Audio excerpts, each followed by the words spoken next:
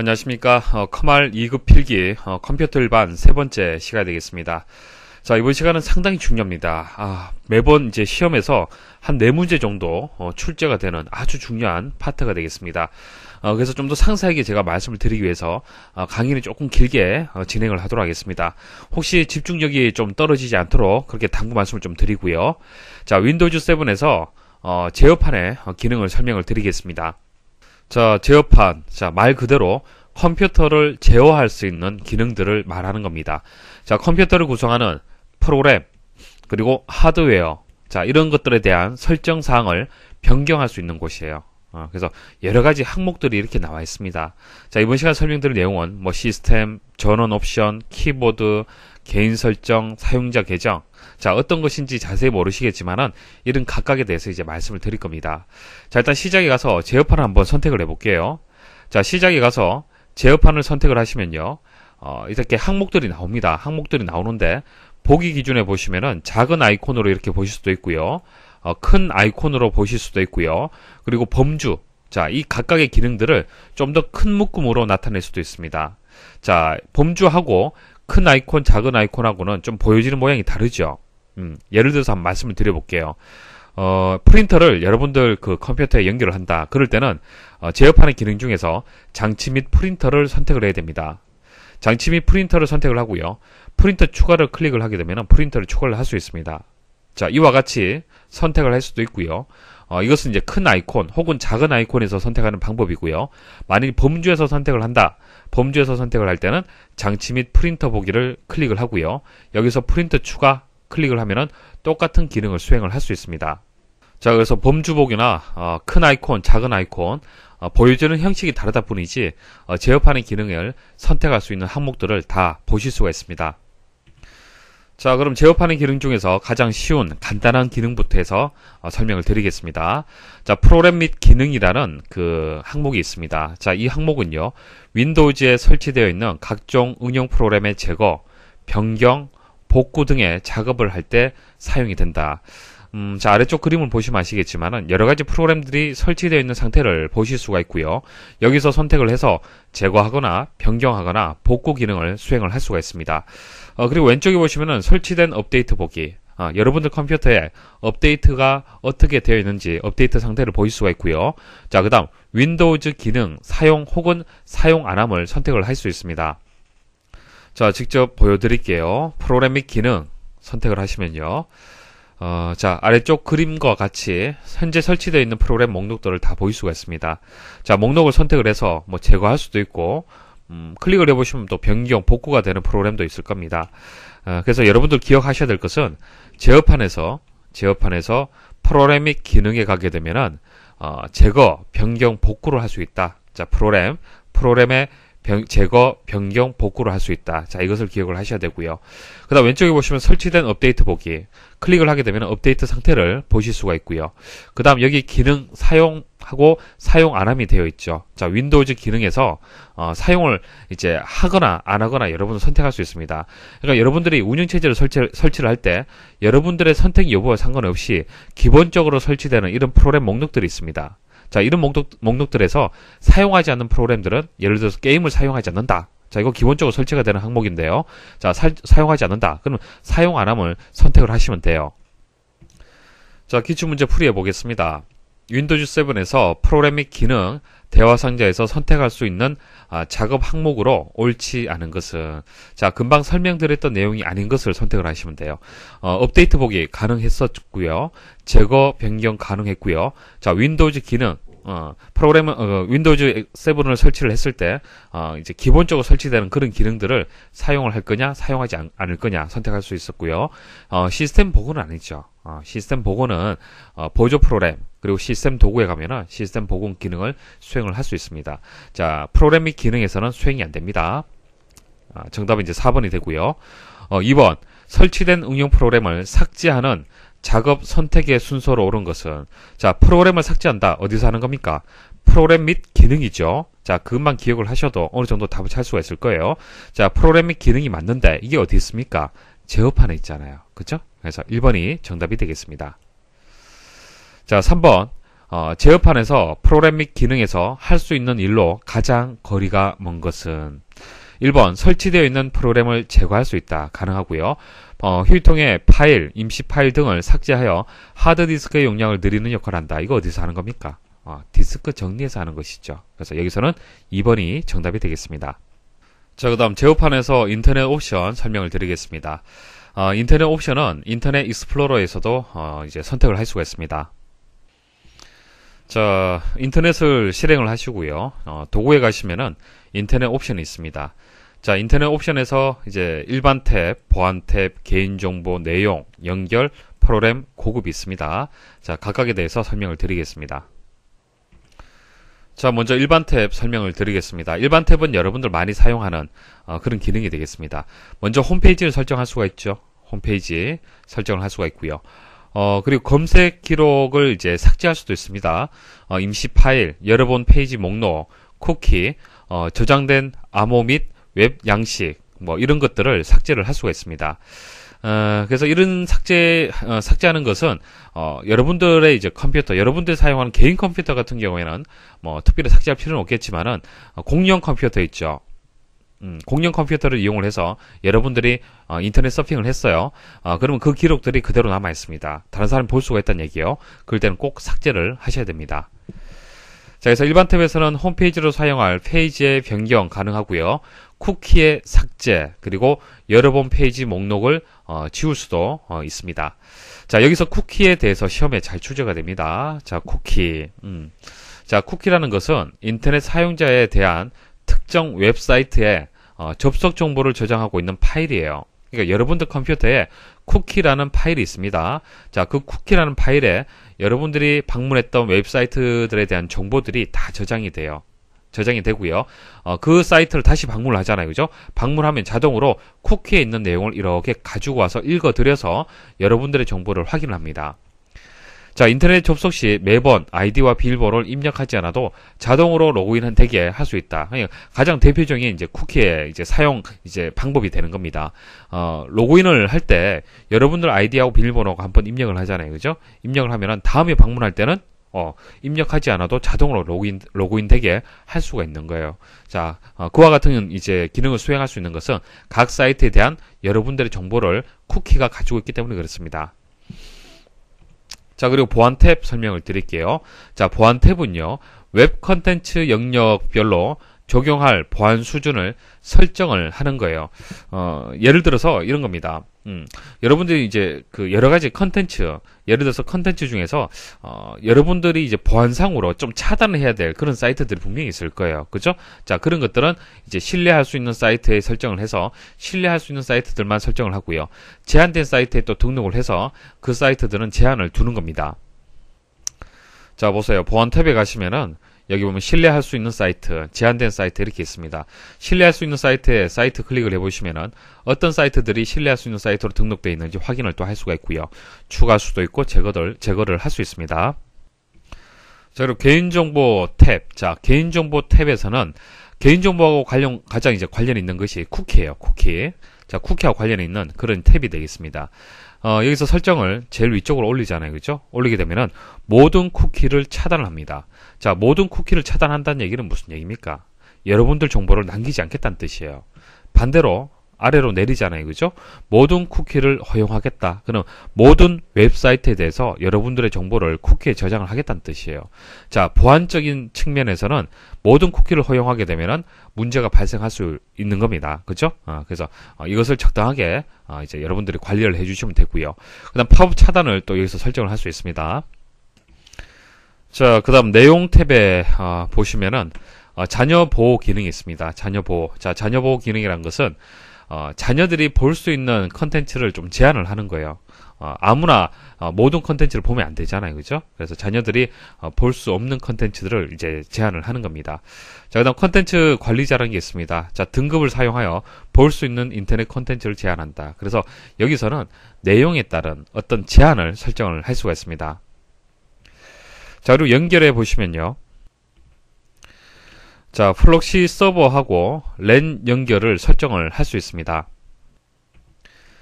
자, 연결 탭에서는 인터넷 연결, 그리고 인터넷을 위한 랜 환경. 그러니까 근거리 통신망을 랜이라고 얘기를 하는데요. 회사 내의 인터넷망, 회사 내의 네트워크망 생각을 하시면 됩니다. 그리고 여러분들 학교 내에 네트워크망, 자, 그것을 랜이라고 얘기를 하는 거예요. 그런 환경을 설정을 하는 겁니다. 그리고 플럭시 서버라는 것은요, 인터넷상에서 한번 요청된 데이터를 대용량 디스크에 저장해 두었다가 반복 요청 시 디스크에 저장된 데이터를 제공해주는 서버를 얘기를 하는 건데요. 플럭시 서버도 설정을 할 수 있습니다. 자, 플럭시 서버가, 그림으로 제가 설명을 드리면요. 플럭시 서버를 가운데 두고, 그리고 여러분들 컴퓨터가 여기 있고요. 그 다음 여기 어떤 특정 사이트가 있다라고 가정을 하겠습니다. 그러면 여러분들 컴퓨터에서 특정 사이트에 접속을 해서 이용을 하겠죠. 자, 이용을 하는데 이 특정 사이트에 대한 어떤 정보들을 여기 플럭시 서버에 저장을 하는 거예요. 그러면은 여기까지 가지 않고 여기서 플럭시 서버에 가서 빠르게 데이터를 가져올 수가 있겠죠. 그래서 반복적으로 사용을 하는 내용들은 플럭시 서버에 저장을 해서 그 특정 사이트까지 가지 않도록 그렇게 하는 겁니다. 자, 그리고 마지막으로 이제 프로그램 탭 같은 경우에는 프로그램 관련된 이제 설정을 할 수가 있는데요. 예를 들어서 HTML 편집기, 그러니까 우리가 인터넷하고 관련된 문서가 HTML이죠. HTML이라는 문서가 있습니다. 자, 이 확장자인데요. 자, 1.html 이런 식으로 파일명이 있습니다. 파일명과 확장자가 있는데, 자, 이것을 이제 보통 우리는 인터넷 문서다 그렇게 얘기를 하는 겁니다. 그래서 이 문서를 열 때 뭐 메모장을 이용해서 열 수도 있고 다른 기타 여러 가지 편집기를 이용해서 열 수가 있습니다. 그래서 HTML 편집기를 어떤 것을 선택을 할 거냐, 그리고 메일을 열 때는 어떤 프로그램을 선택을 할 거냐, 이런 것을 프로그램 지정을 할 수 있는 탭이 되겠습니다. 기출문제 설명드리겠습니다. 자, 인터넷 옵션 대화 상자에서 할 수 있는 작업으로 옳지 않은 것은, 자, 쭉 읽어보시면은 아닌 것이 눈에 띄실 거예요. 자, 4번에 보시면은 공유할 인터넷 페이지를 지정할 수 있다. 아니죠. 홈페이지를 지정할 수는 있지만은 공유라는 개념의 어떤 기능은 없습니다. 여기에. 자, 2번. 다음 중 웹에서 방문한 사이트의 아이디 등을 기억하게 설정하여 다시 해당 사이트를 방문하면 아이디가 자동으로 입력되도록 하는 웹브라우저의 기능이 무엇이냐. 자, 그것은 쿠키가 되겠습니다. 자, 쿠키는 개인정보 유출 가능성이 있는 그런 단점을 가지고 있습니다. 문제가 있어요. 자, 인터넷 옵션 창에서 할 수 있는 작업으로 옳지 않은 것은, 자, 정답 말씀드리면 나머지 다 말씀을 드렸고, 해당 컴퓨터에 인터넷 보안을 위한 공인인증서를 발급할 수 있다. 이거 아니죠. 공인인증서는 해당 기관, 공인인증기관에서 발급을 해주는 것이지 여러분들 컴퓨터에서 인터넷 옵션에서 하는 것은 아닙니다. 자, 제어판에서 사용자 계정 설명을 드리겠습니다. 자, 계정이라는 얘기는 다들 들어보셨죠. 여러분들이 기사 퍼스트 아이디를 가지고 계실 건데요. 그 아이디가 계정이 되는 거예요. 자, 설명을 드려보겠습니다. 개념을 이해를 하시면 됩니다. 자, 왜 사용자 계정을 이용을 해야 되는지 개념을 잡으셔야 돼요. 여러 사용자가 한 대의 컴퓨터를 공유하는 경우 각 사용자마다 바탕화면, 시작 메뉴, 즐겨찾기 등 윈도우즈 설정을 서로 다르게 지정하여 사용할 수 있는 기능이에요. 자, 이런 겁니다.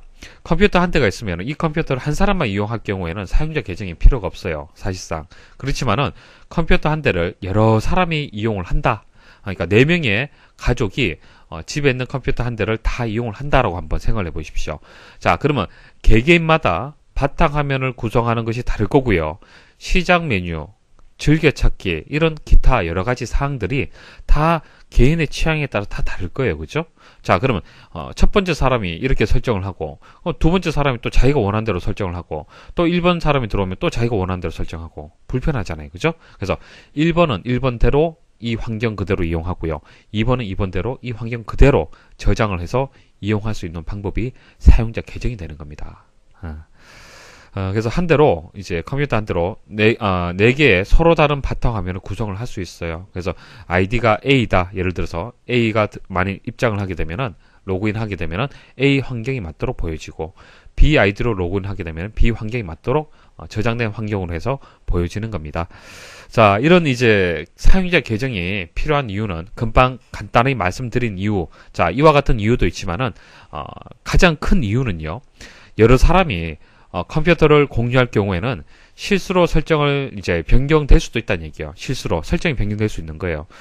그러니까 집에 있는 컴퓨터를 가장 잘 사용을 하는 여러분들이 이제 이 컴퓨터를 이제 제대로 관리를 하다가도 다른 사람이 이 컴퓨터를 이용을 하다가 프로그램을 삭제한다든지 시스템의 어떤 설정사항을 변경을 해서 로그인이 되지 않는 경우도 발생할 수 있다는 얘기예요. 그렇죠? 그럼 어떻게 해야겠습니까? 여러분들은 컴퓨터를 잘 사용을 하기 때문에 관리자의 권한을 가지고요. 다른 식구들 같은 경우에는 그냥 사용자 권한을 주는 거예요. 사용자 권한을 줘서 중요한 내용들은 변경할 수 없도록, 삭제할 수 없도록 제한을 두는 겁니다. 이게 사용자 계정이 필요한 가장 큰 이유가 되는 겁니다. 그래서 사용자 계정을 사용하여 다른 사람이 컴퓨터 설정을 변경할 수 없도록 설정을 할 수 있습니다.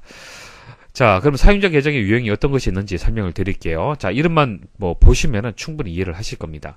자, 관리자 계정, 여러분들이 가질 수 있는 그 권한이 되겠죠. 여러분들 컴퓨터라면은 여러분들은 관리자 계정을 가지는 것이 맞습니다. 자, 제한 없이 컴퓨터 설정을 변경할 수 있고 사용자 계정을 작성, 삭제, 변경하거나 계정에 대한 액세스 권한을 가진다. 그러니까 여러분들이 관리자면은 A라는 사람, B라는 사람, C라는 사람에 대한 계정을 만들어줄 수도 있고요. 삭제할 수도 있고요. 변경할 수도 있고 그 계정에 대해서 이제 액세스를 할 수 있는 그런 권한을 가져야 된다는 얘기입니다. 당연한 얘기잖아요. 그죠? 관리자라는 것을 생각을 해보시면 이해를 하실 겁니다. 자, 표준 사용자 계정. 자, 표준 사용자 계정은요, 프로그램, 하드웨어 등을 설치하거나 중요한 파일을 삭제할 수 없고, 자, 설치라든지 삭제는 상당히 중요한 작업이에요. 그죠? 자, 자신의 계정 이름 및 계정 유형을 변경할 수 없지만 이미 설치된 프로그램을 실행하거나 테마, 바탕화면 설정, 자신의 계정에 대한 암호 등은 설정 가능하다. 암기하려고 하지 마십시오. 이해를 하시면 돼요. 표준 사용자는 여러분들이 관리자라고 봤을 때 다른 식구들을 생각하시면 돼요. 컴퓨터를 잘 사용 못하는 식구들을 생각하시면 됩니다. 그럼 그 사람들은 계정의 이름, 자, 계정의 이름은 여러분들이 결정을 해줘야 되는 거예요. 그리고 계정의 유형이란 것은 관리자로 줄 거냐, 표준 사용자로 줄 거냐, 이런 것을 얘기를 하는 겁니다. 자, 이런 것은 그 사람이 변경해서는 안 되죠. 관리자가 변경을 해줘야 되잖아요. 그죠? 그래서 이런 것은 변경할 수 없습니다.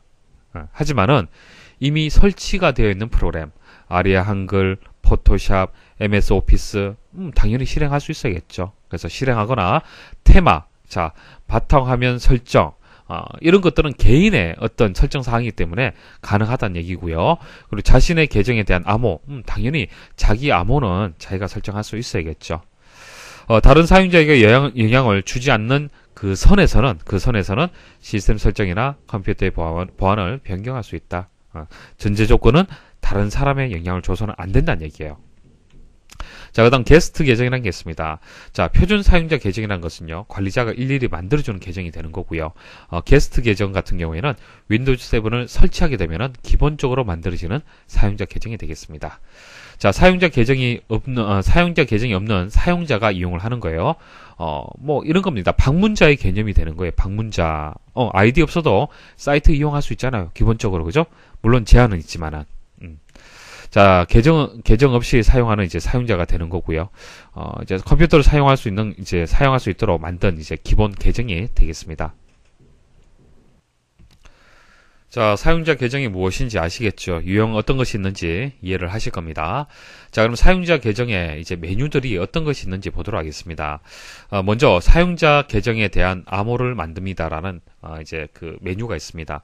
이거 읽어보시면 이해를 하시겠지만은 사용자 계정에 대한 암호, 그리고 암호 힌트를 만들 수도 있어요.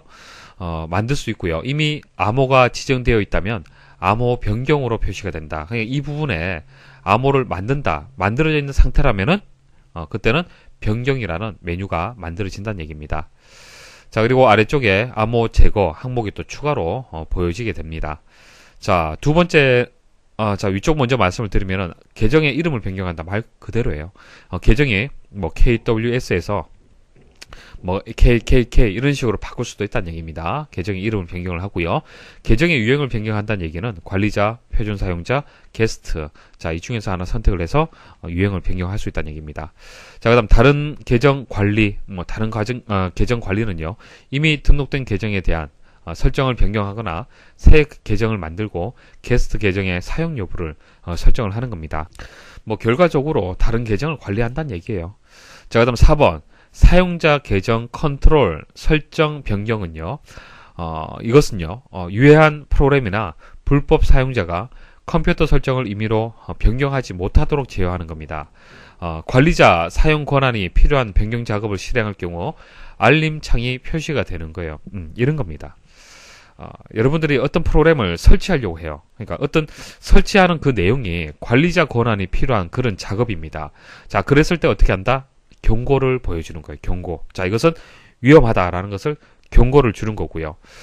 이 알림 창이 표시된 경우 사용자 계정이 관리자인 경우에는 그냥 예 클릭을 하게 되면 계속 진행할 수 있습니다. 하지만은 표준 사용자 계정이나 게스트 계정인 경우에는 관리자 계정에 암호를 입력하도록 나와요. 입력하도록 나오고요. 입력하고 난 뒤에 얘를 클릭을 해야만 다음 단계로 넘어가는 겁니다.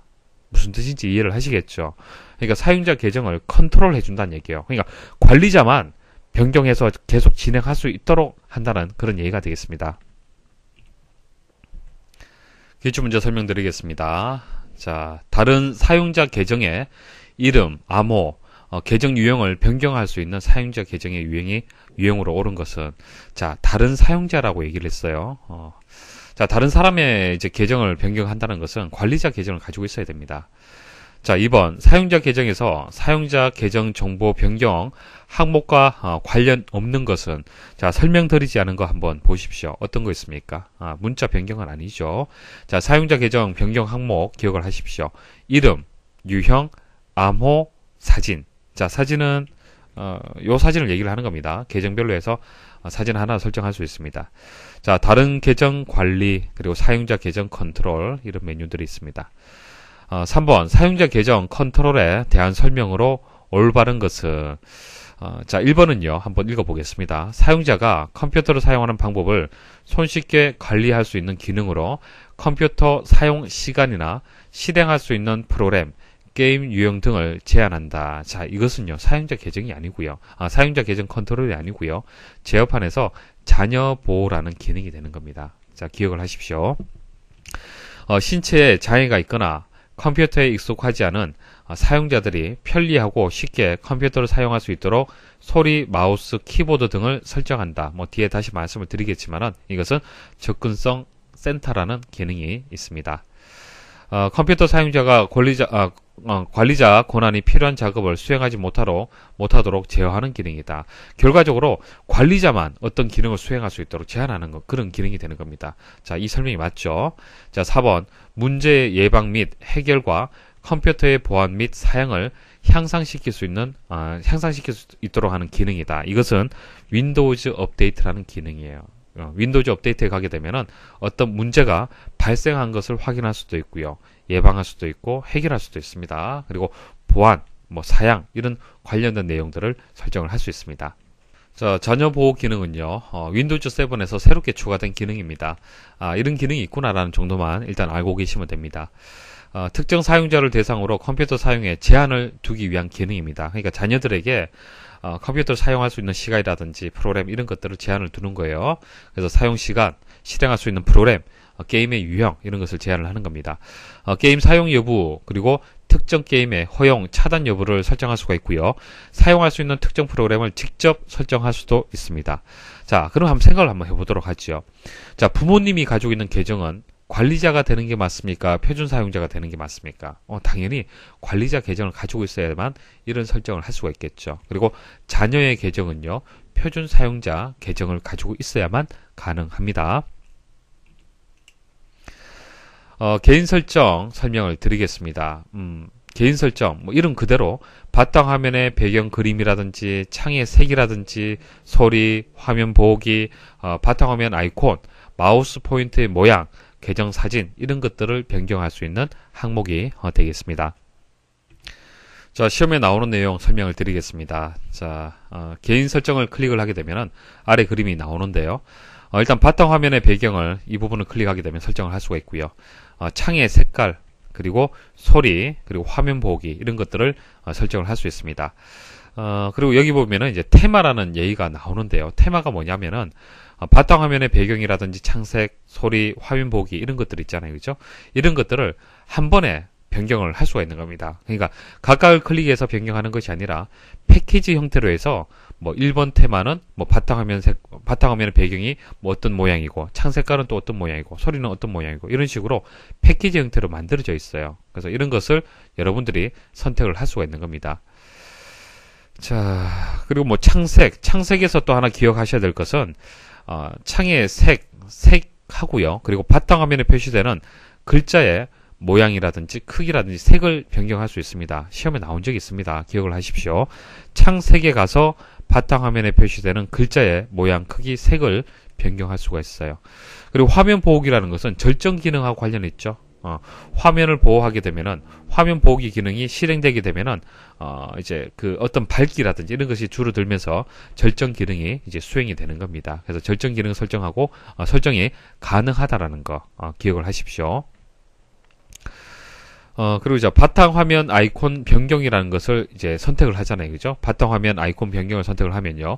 컴퓨터, 휴지통, 문서, 제어판, 네트워크 이런 것을 체크를 해서 추가를 할 수 있습니다. 혹시 여러분들 컴퓨터에 바탕화면에 휴지통이 없다, 컴퓨터가 없다, 뭐 이러면은 이 부분에 들어가서 체크를 하시면은 만들어집니다. 그래서 바탕화면에 이제 아이콘 종류를, 이제 아이콘을 추가할 수도 있고요. 그리고 아이콘을 또 변경할 수도 있어요. 아이콘의 모양을 선택을 해서 또 변경을 할 수 있습니다. 그래서 바탕화면의 아이콘의 종류, 자, 종류를 지정할 수 있고, 아이콘 모양을 변경할 수 있다. 자, 기억을 하십시오. 바탕화면 아이콘 변경에서 종류, 그리고 모양을 변경을 할 수 있습니다. 자, 기출문제 설명드리겠습니다. 개인 설정 창에서 할 수 있는 설정 작업으로 옳지 않은 것은 자, 읽어보시면은 바탕화면에 있는 아이콘의 종류와 정렬 순서를 지정할 수 있다. 자, 아이콘의 이제 종류는 이제 설정할 수 있는데 정렬 순서는 아닙니다. 자, 정렬 순서는요. 바탕화면의 바로가기 메뉴. 자, 오른쪽 버튼 클릭을 해서 정렬 기준이 여기에 있습니다. 메뉴가. 2번 개인 설정 창에서 설정 가능한 내용으로 옳지 않은 것은, 자, 나머지는 읽어보시면 되고, 2번 화면 보호기에 해제를 위한 암호를 설정할 수 있다. 자, 보세요. 여기 화면 보호기 기능이 있잖아요. 메뉴 있습니다. 자, 이 메뉴를 클릭하게 되면 아래와 같은 그림이 나오는데요. 여기서 이제 해제를 위한 암호 설정은 없습니다. 없고요. 다시 시작할 때 로그온 화면 표시라는 메뉴는 있어요. 이게 무슨 얘기냐면은 A라는 사람이 이제 회사에서 컴퓨터를 이용을 하다가 점심시간 이제 화면 보기를 동작시켜 두고 화면 보기를 작동을 시켜두고 식사를 하러 갔어요. 그럼 화면 보기가 이제 작동이 되겠죠, 그죠? 자, 이렇게 뭐 화면 보기가 작동이 됩니다. 자, 작동이 되고요. 그럼 다른 사람이 이 컴퓨터를 그대로 또 이용할 수도 있겠죠. B라는 사람이 화면 보기를 이제 해제를 해서 이제 작업하는 내용들을 확인하고 싶다. A라는 사람의 이제 작업하는 내용을 확인하고 싶다. 이런 것은 A라는 사람 입장에서는 허용해서는 안 될 겁니다. 그죠? 자, 그럴 때는 이 부분을 체크를 하는 겁니다. 체크를 하게 되면은 B라는 사람이 화면 보기를 이제 종료시키고 이 컴퓨터의 내용을 확인하려고 하면은 로그온 하라는 로그온 하라는 이제 메시지가 나와요. 화면이 나옵니다. 그러니까 A라는 사람의 계정에 로그온 정보를 모르게 되면은 이제 그 컴퓨터의 내용을 확인할 수가 없는 겁니다. 그래서 보안상으로 이런 설정을 할 수 있지만은 화면 보기 해제를 위한 암호를 설정할 수 있는 것은 아닙니다. 자, 암호하고 로그온 정보하고는 다릅니다. 암호라는 것은 해제를 할 때 예를 들어서 뭐 1, 2, 3, 4라는 이제 비밀번호를 설정을 한다. 그런 개념이 되는 거예요. 로그온이라는 것은 계정을 이제 입력하도록 하는 그런 화면을 뜻하는 겁니다. 3번 개인 설정에 관한 설명이다. 다음 중 옳지 않은 것은, 자, 4번에 보시면은 바탕화면 배경에서 컴퓨터 문서 휴지통의 아이콘 모양을 변경할 수 있다. 자, 아이콘 모양 변경하는 것은 바탕화면 아이콘 변경에서 할 수 있는 것입니다. 자, 메뉴를 잘 보셔야 돼요. 4번 개인 설정에서 모니터 절정 기능을 설정할 수 있는 항목은, 자, 절정 기능 어디서 할 수 있다고 말씀을 드렸습니까? 화면 보기에서 할 수 있다고 말씀을 드렸죠. 화면 보기에 보시면 아래쪽에 전원 관리라고 나와 있고요. 전원 설정 변경이 있습니다.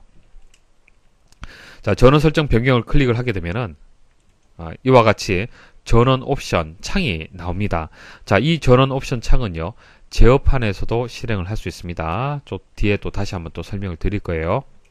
제어판에서 키보드, 마우스, 소리, 자 이런 내용을 설명을 드리겠습니다. 먼저 키보드를 선택을 하시면요, 아래와 같은 화면이 보여집니다. 속도를 이제 선택을 할 수 있습니다. 첫 번째 설정 사항은요, 재입력 시간이 되는데요. 자, 무슨 뜻인지 이해를 하시면 돼요. 자, 이런 겁니다. 키를 눌러서 문자 반복이 시작되기 전까지의 경과 시간을 조정을 해준다는 얘기인데요. 키보드에서 만약 A라는 키가 있잖아요. 그죠? A라는 키를 꾹 누르잖아요. 그죠? 꾹 누르고 있으면은 첫 번째 A가 입력이 되고, 그 다음 두 번째 A가 입력이 되는 이 경과 시간이 분명히 있을 겁니다. 그죠? 꾹 눌렀을 때 바로 A가 쭉 입력될 수도 있고, 첫 번째 A가 입력되고, 그 다음 A는 조금 시간이 걸려서 입력이 될 수가 있을 거예요. 그래서 첫 번째하고 두 번째 그 경과 시간을 조정을 하는 겁니다. 그 다음 이제 반복 속도는요, 키를 계속 누르고 있을 때, 이제 문자가 반복되는 그 반응 속도를 이제 변경을 해주는 겁니다.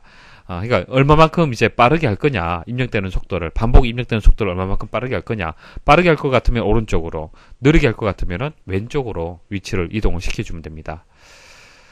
자, 한번 확인을 한번 해보죠. 눈으로 보는 것이 가장 이해가 쉬울 겁니다. 재입력 시간 한번 보도록 하겠습니다. 자, 짧게 한번 설정을 해볼게요. 자, 여기에다가 A라고 제가 꾹 한번 눌러보겠습니다. 자, 눌렀을 때, 자, 첫 번째 A하고 두 번째 A가 입력되는 그 시간, 그 타임을 이제 한번 기억을 하시고요. 자, 길게 한번 두고 한번 입력을 해볼게요. A. 자, 첫 번째 A와 두 번째 A가 입력되는 그 간격이 길게 느껴지죠. 자, 그 차이입니다. 자, 그 다음 반복 속도는요, 현재 빠르게 되어 있는데, 느리게 한번 설정을 해볼게요. 자, A 키를 꾹 눌러 보겠습니다. 자, 꾹 눌렀는데 천천히 입력이 되죠. 자, 이 설정을 얘기를 하는 거고요. 그 다음 커서 깜빡인 속도는 뭐 없음 혹은 빠르게 이렇게 깜빡이게 설정을 할 수 있습니다. 자, 그리고 하드웨어에 가게 되면은 키보드 하드웨어에 대한 설정사항을 일단 장치 속성을 이제 확인을 할 수가 있고요. 그리고 속성에 들어가게 되면은 이제 키보드에 대한 그 설정 상태를 변경을 할 수가 있고요. 그리고 드라이버를 또 변경을 할 수 있습니다. 자, 키보드에서 어떤 기능을 수행을 하는지 어느 정도 이해를 하시겠죠. 자, 그럼 드라이버에 대해서 설명 좀 드리겠습니다. 드라이버가 무엇인지. 하드웨어를 연결하여 구동하도록 도와주는 프로그램을 드라이버라고 얘기를 합니다. 보통 우리가 뭐 모니터라든지 프린터라든지 이런 제품을 구매를 하면요, 구매한 그 박스 내에 CD가 보통 다 있을 겁니다. 그 CD를 가지고 이제 설치를 할 수 있는 그 프로그램, 그게 이제 드라이버가 되는 거예요. 이런 겁니다. 다시 한번 말씀을 드리면은, 이제 여러분들 프린터를 많이 구매를 했잖아요. 그죠? 자, 물론 요즘은 프린터가 USB로 되어 있고요.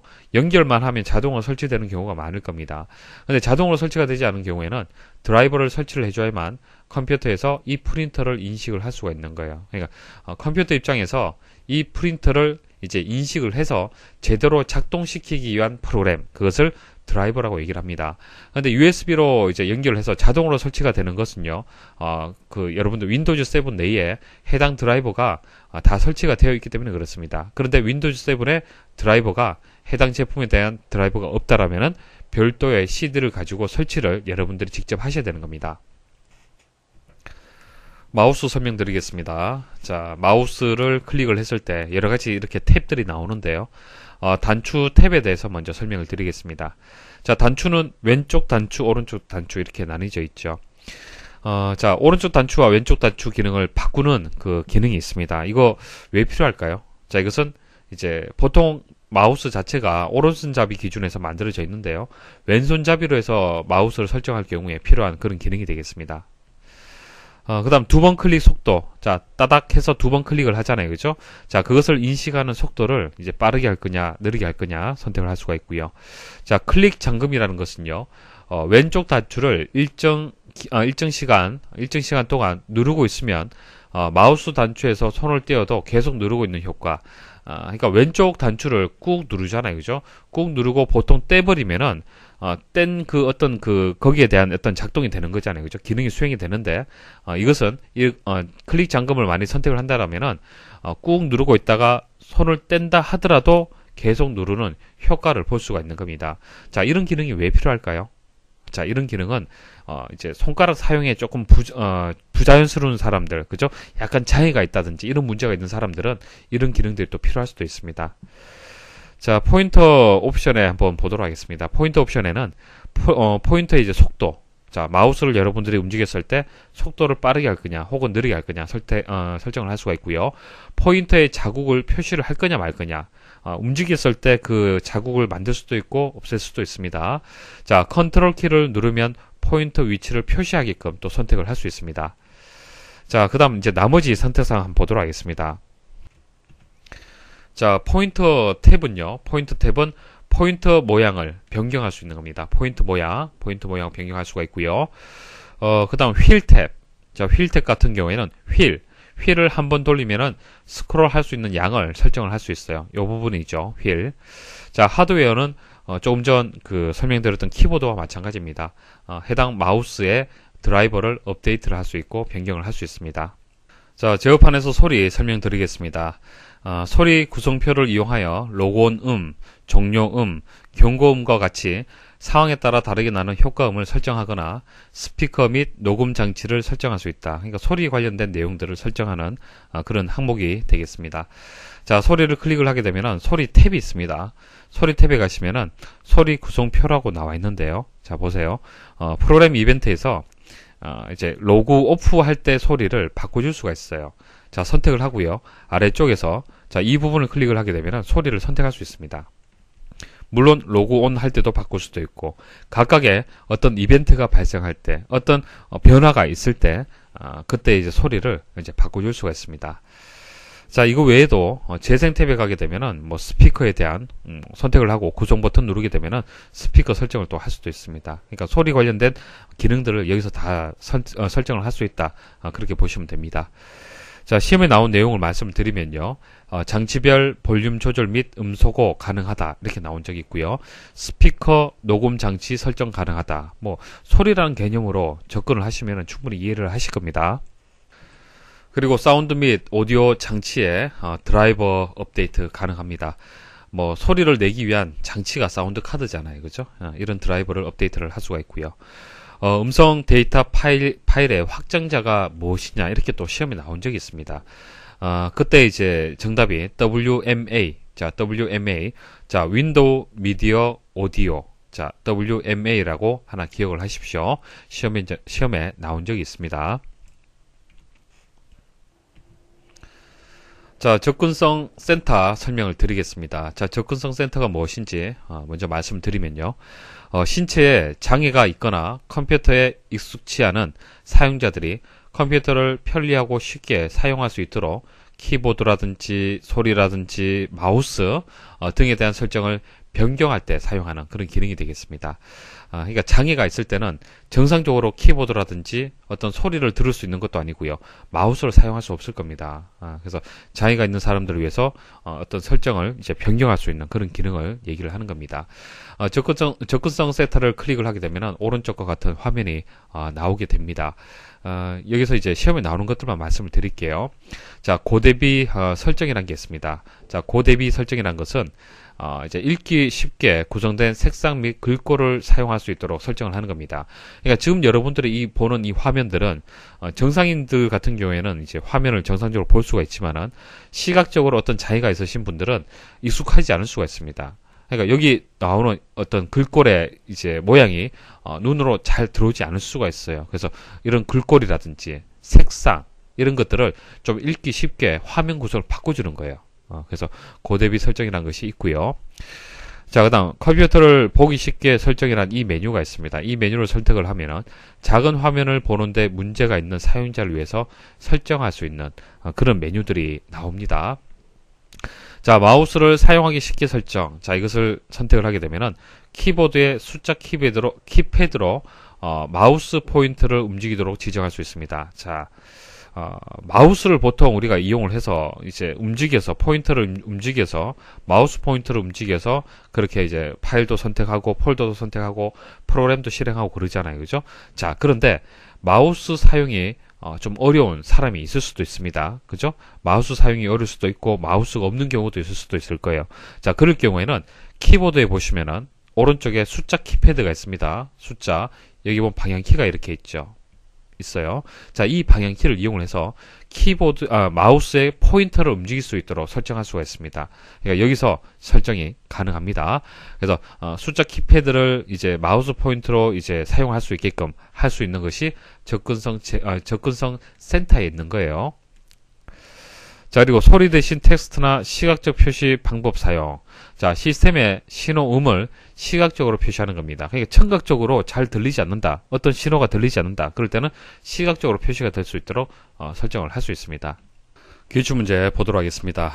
1번에 키보드를 이용하여 설정할 수 있는 내용으로 옳지 않은 것은 다 말씀을 드렸는데, 자, 꼭 주의를 하십시오. 정말 자주 출제가 되는데요. 4번에 마우스 포인터를 숫자 키패드를 사용해서 움직일 수 있게 설정을 한다. 마치 맞는 것 같죠? 맞는 것 같은데 아닙니다. 이거 주의를 하셔야 돼요. 혹시 이 문구를 보시고 마우스나 키보드에서 설정을 할 수 있다라고 착각할 수 있는데 절대로 아닙니다. 이것은 접근성 센터에서 할 수가 있는 그런 작업입니다. 좀 전 말씀드렸다시피 접근성 센터에서 마우스를 사용하기 쉽게 설정이라는 것을 선택을 하면요, 아래와 같은 그림이 나옵니다. 아래와 같은 그림이 나오고 여기서 마우스 켜기라는 부분을 체크를 해야 됩니다. 꼭 주의를 하십시오. 시험에 자주 출제가 돼요. 자, 2번 제어판에 있는 키보드를 이용하여 할 수 있는 작업으로 옳지 않은 것은, 나머지는 다 맞는데 2번이 틀렸네요. 자, 글꼴은 뒤에 다시 말씀을 드리겠지만은 제어판에 글꼴이라는 기능이 별도로 있습니다. 키보드하고 상관이 없고요. 자판 배열도 마찬가지예요. 자판 배열도 제어판에서 국가 및 언어라는 기능이 있어요. 거기서 설정이 가능합니다. 자, 2번이 정답이 되고요. 3번 제어판에 있는 기능으로 설정할 수 있는 작업의 예시다. 잘못 설명된 것은, 일단 1번의 국가 및 언어, 조금 전에 말씀드렸던 국가 및 언어에서 자판의 배열도 설정할 수 있지만은 숫자, 통화, 시간 표시 등 이런 형태도 이제 지정 가능합니다. 그러니까 국가 및 언어에 가게 되면은 형식 탭이 있어요. 형식 탭이 있는데 거기서 추가 설정을 클릭을 하게 되면은 이와 같은 탭이 또 추가로 나옵니다. 자, 복잡한 것 같지만은 국가 및 언어에서 숫자, 통화, 시간 표시 형태를 지정할 수 있다. 자, 그렇게 기억을 하시면 돼요. 2번 마우스 움직임의 인식 속도를 조정할 수 있고, 키보드에서 키보드 전송 자료의 코드 방식을 변경할 수 있다. 이거 말씀드린 적 있습니까? 이런 기능은 없죠.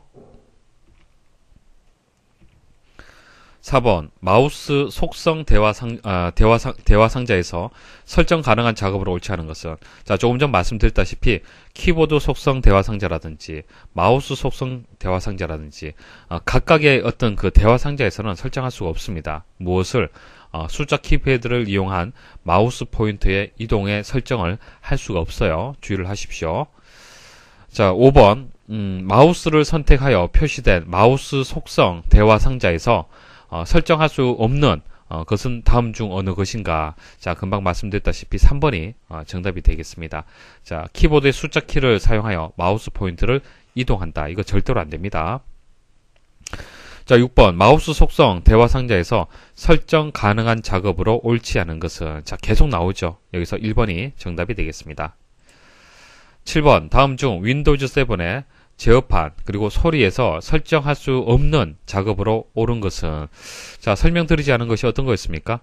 문서에 소리를 연결하거나 삽입한다. 자, 이거 같은 경우에는 해당 문서 프로그램, 해당 문서에서 작업을 해야 되는 것이지, 이제 제어판에 있는 소리 항목에서 할 수 있는 것이 아닙니다. 해당 문서에서 작업을 해야 되는 것이죠. 8번 소리를 이용하여 설정할 수 없는 것은, 시스템의 신호를 시각적으로 표시하는 기능을 설정할 수 있다. 이거 시각적으로 표시한다. 이거 어디서 한다고 말씀을 드렸습니까? 접근성 센터에서 할 수 있다. 그렇게 말씀을 드렸습니다. 자, 9번 접근성 센터를 통하여 설정 또는 변경할 수 있는 정보가 아닌 것은, 자, 설명드리지 않은 게 어떤 게 있습니까? 마우스 왼쪽 단추를 누른 상태로 고정한다. 이거 어디서 할 수 있다고 말씀을 드렸어요? 마우스에서 하는 기능이죠. 접근성 센터는 아닙니다. 자, 이렇게 해서 제가 말씀드린 내용들이 키보드, 마우스, 소리 말씀을 드렸고, 접근성 센터하고 말씀을 드렸잖아요. 그죠? 근데 접근성 센터하고 키보드, 마우스, 소리하고 비슷한 것 같지만은 분명히 달라요. 그죠? 구분할 수가 있어야 됩니다. 제어판에서 아주 중요한 기능 설명드리겠습니다. 장치 및 프린터 기능 설명드리겠습니다. 시험에 상당히 많이 출제가 됩니다. 근데 이것을 뭐 암기를 해서 문제 풀려고 하지 마시고요. 개념을 설명을 드리겠습니다. 암기 안 하시더라도 문제를 풀 수 있도록 제가 설명을 드릴게요. 자, 컴퓨터에 연결된 여러 가지 장치들이 있습니다. 키보드, 마우스, 뭐 모니터 여러 가지 장치들도 있고요. 그다음 프린터도 뭐 한 대의 프린터가 연결될 수도 있고 여러 대의 프린터가 연결될 수도 있습니다. 여기서 뭐 장치는 생각하지 마시고 프린터만 생각을 하시면 됩니다. 시험에는 프린터가 시험에 출제가 됩니다. 자, 프린터를 이제 설치하는 순서를 일단 알고 계셔야 됩니다. 이것만 여러분들 이해를 하시면은 거의 뭐 반 이상은 이해를 했다라고 보시면 돼요. 자, 프린터를 이제 설치하는 순서는요. 첫 번째, 시작 버튼 누르시고요. 시작 버튼 누르시면은 장치 및 프린터 보실 수 있습니다. 자, 이것을 클릭을 하고 그 다음 프린터 추가 클릭을 하시면 돼요. 자, 이렇게 하셔도 되고 제어판에 가서 제어판에 보시면은 장치 및 프린터 있습니다. 거기서 또 프린터 추가 클릭을 하셔도 됩니다. 자, 이렇게 프린터 추가를 클릭을 하게 되면요. 아래쪽 그림처럼 두 가지 유형에서 선택을 하게끔 나옵니다. 첫 번째 유형은요. 로컬 프린터를 추가를 할 거냐. 두 번째는 네트워크 프린터를 추가를 할 거냐. 이렇게 나뉩니다. 자, 이때부터 이제 여러분들 개념 이해를 잘 하셔야 돼요. 제가 설명을 한번 드려볼게요. 자, 로컬 프린터하고 네트워크 프린터의 차이점을 여러분들 아셔야 됩니다. 자, 로컬 프린터는요. 지금 그림 보시면 아시겠지만은, 자, 이게 여러분들 컴퓨터예요. 자, 여러분들 컴퓨터에 직접 연결되어 있는 프린터. 자, 직접 이렇게 연결되어 있는 프린터를 로컬 프린터라고 합니다. 로컬 프린터. 자, 그 다음 네트워크 프린터는요. 오른쪽 그림 한번 보십시오. 자, PC2 입장에서는 연결되어 있는 로컬 프린터가 있습니까? 없습니까? 없어요. 로컬 프린터가 없습니다. 직접 연결된 게 없잖아요. 하지만은 PC1에 이렇게 로컬 프린터가 두 대 있잖아요. 그죠? 자, 그럼 이 두 대의 프린터를 이 컴퓨터에서 연결을 해서 이용을 하게 되면 그것은 네트워크 프린터가 되는 겁니다. 됐습니까? 그러니까 네트워크 프린터는 네트워크로 연결이 되어 있는 프린터를 얘기를 하는 거예요. 로컬 프린터는 직접 연결되어 있는 프린터를 얘기를 하는 겁니다. 자, 그 두 가지 용어 일단 이해를 하시겠죠? 자, 그러면 이제 공유의 개념을 한번 설명을 드려볼게요. 제가 금방 PC2에서 PC1에 있는 프린터를 설치를 할 수 있다 그렇게 말씀을 드렸잖아요. 네트워크 프린터로. 그죠? 네트워크 프린터로 설치할 수 있다고 얘기를 했는데, 자, PC1 입장에서 한번 생각을 해볼게요. 자, PC1 입장에서는 로컬 프린터가 이렇게 있지만은 나만 사용하고 싶다라고 할 수도 있잖아요. 다른 컴퓨터가 사용을 하지 않았으면 좋겠어요. 나만 사용하고 싶습니다. 그때는 공유하지 않으면 돼요. 공유하지 않으면 됩니다. 자, 그런데 프린터 1은 공유하지 않고 나만 사용을 하고요. 프린터 2는 사무실 내에서 공용으로 사용을 해야 됩니다. 자, 그때는 공유로 설정을 해주시면 됩니다. 그러면은 PC2나 PC3에서 프린터 2를 이용을 할 수 있어요. 하지만은 공유 설정되지 않은 프린터 1은 사용할 수 없습니다. 자, 공유의 개념 아시겠습니까? 자, 한 대의 프린터를 네트워크에 연결된 여러 대의 PC에서 사용하기 위해 설정하는 것을 프린터 공유라고 하는 겁니다.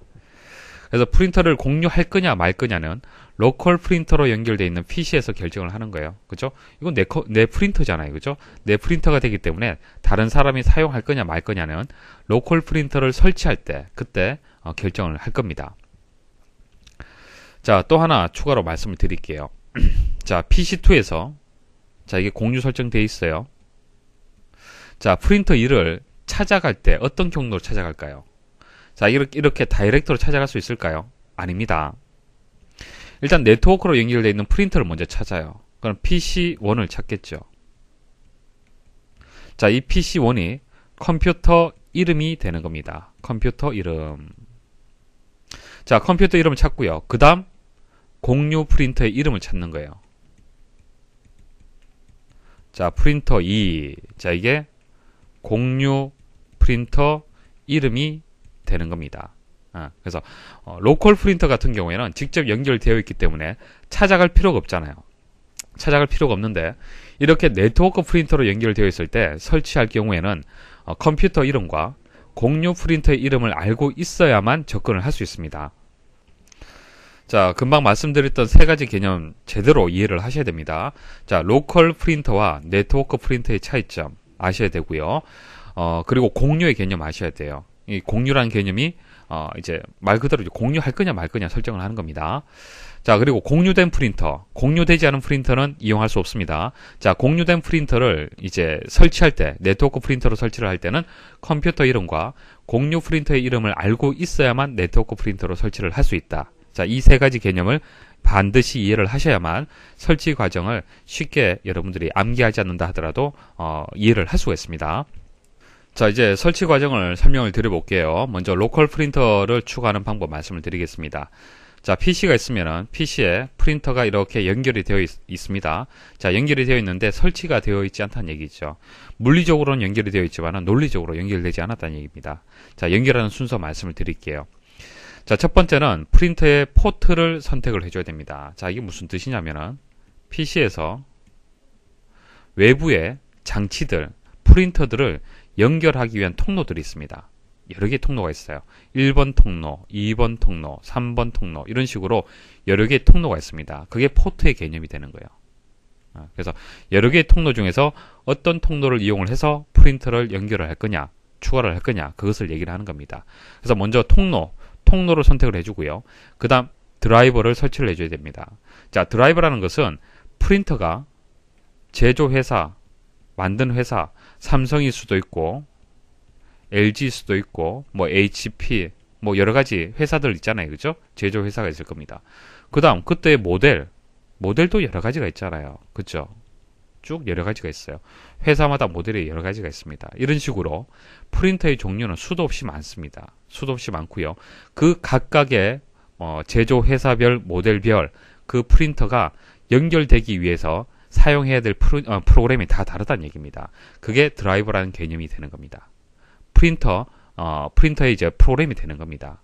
각각의 회사마다 모델이 다 다르기 때문에 다 다르다는 얘기예요. 그것을 선택을 해줘야 돼요. 그래서 제조 회사하고 모델을 선택을 하게 되면은 드라이버가 설치가 되는 겁니다. 자, 여기까지 이해를 하시겠죠? 자, 그 다음 이제 프린터의 이름을 입력을 합니다. 여러분들 컴퓨터에 연결된 로컬 프린터가 되기 때문에 여러분들 뭐 필요한 대로, 여러분들 원하는 대로 이제 선택을 해주시면 돼요. 그래서 뭐 1번, 뭐 1이다 이렇게 이름을 정하셔도 됩니다. 자, 그리고 이제 공유를 설정을 해주셔야 됩니다. 공유. 자, 연결된 프린터를 다른 사람이 이용할 수 있게끔 할 거냐, 하지 않을 거냐라는 것을 결정을 해주시면 돼요. 자, 여기까지 하시면 이제 다 끝난 겁니다. 끝났고요. 테스트 페이지를 인쇄를 해서 제대로 설치가 되었는지 확인할 수도 있고요. 그리고 마침 버튼 누르게 되면 끝나게 됩니다. 자, 이것은 선택사항입니다.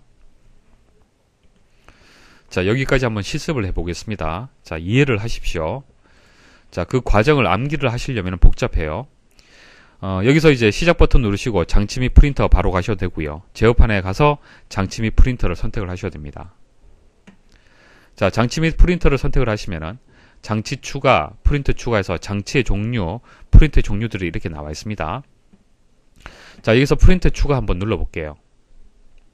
자, 프린터 추가를 누르게 되면 두 가지 중에서 하나 선택할 수 있습니다. 로컬 프린터, 네트워크 프린터. 자, 로컬 프린터 한번 클릭을 해보겠습니다.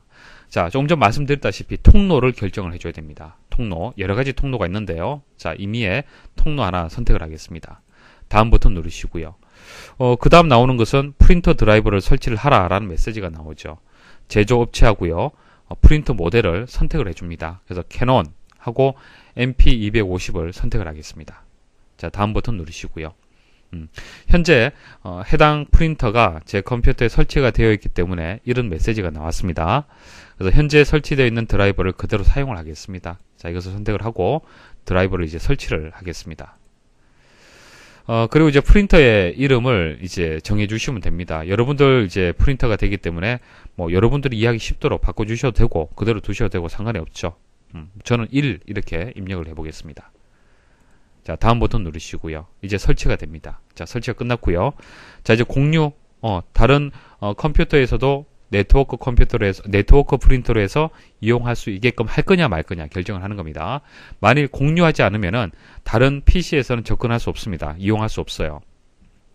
자, 공유 안함 하게 되면은 다른 PC에서는 이용할 수가 없고, 자, 공유 설정하시면 됩니다. 자, 이것은 뭐 공유 1이라고 할게요. 공유 1. 자, 공유 프린터의 이름을 결정을 했습니다. 자, 다음 버튼 누르시고요. 테스트 페이지 인쇄는 선택사항입니다. 자, 그리고 마침 버튼 누르시면 됩니다. 자, 이렇게 하시면은 이와 같이 1이라는 프린터가 만들어졌습니다. 만들어졌고요. 그 다음 여기 보면 체크가 표시가 되어 있죠. 다른 프린터에는 체크되지 않았는데 체크가 되어 있습니다.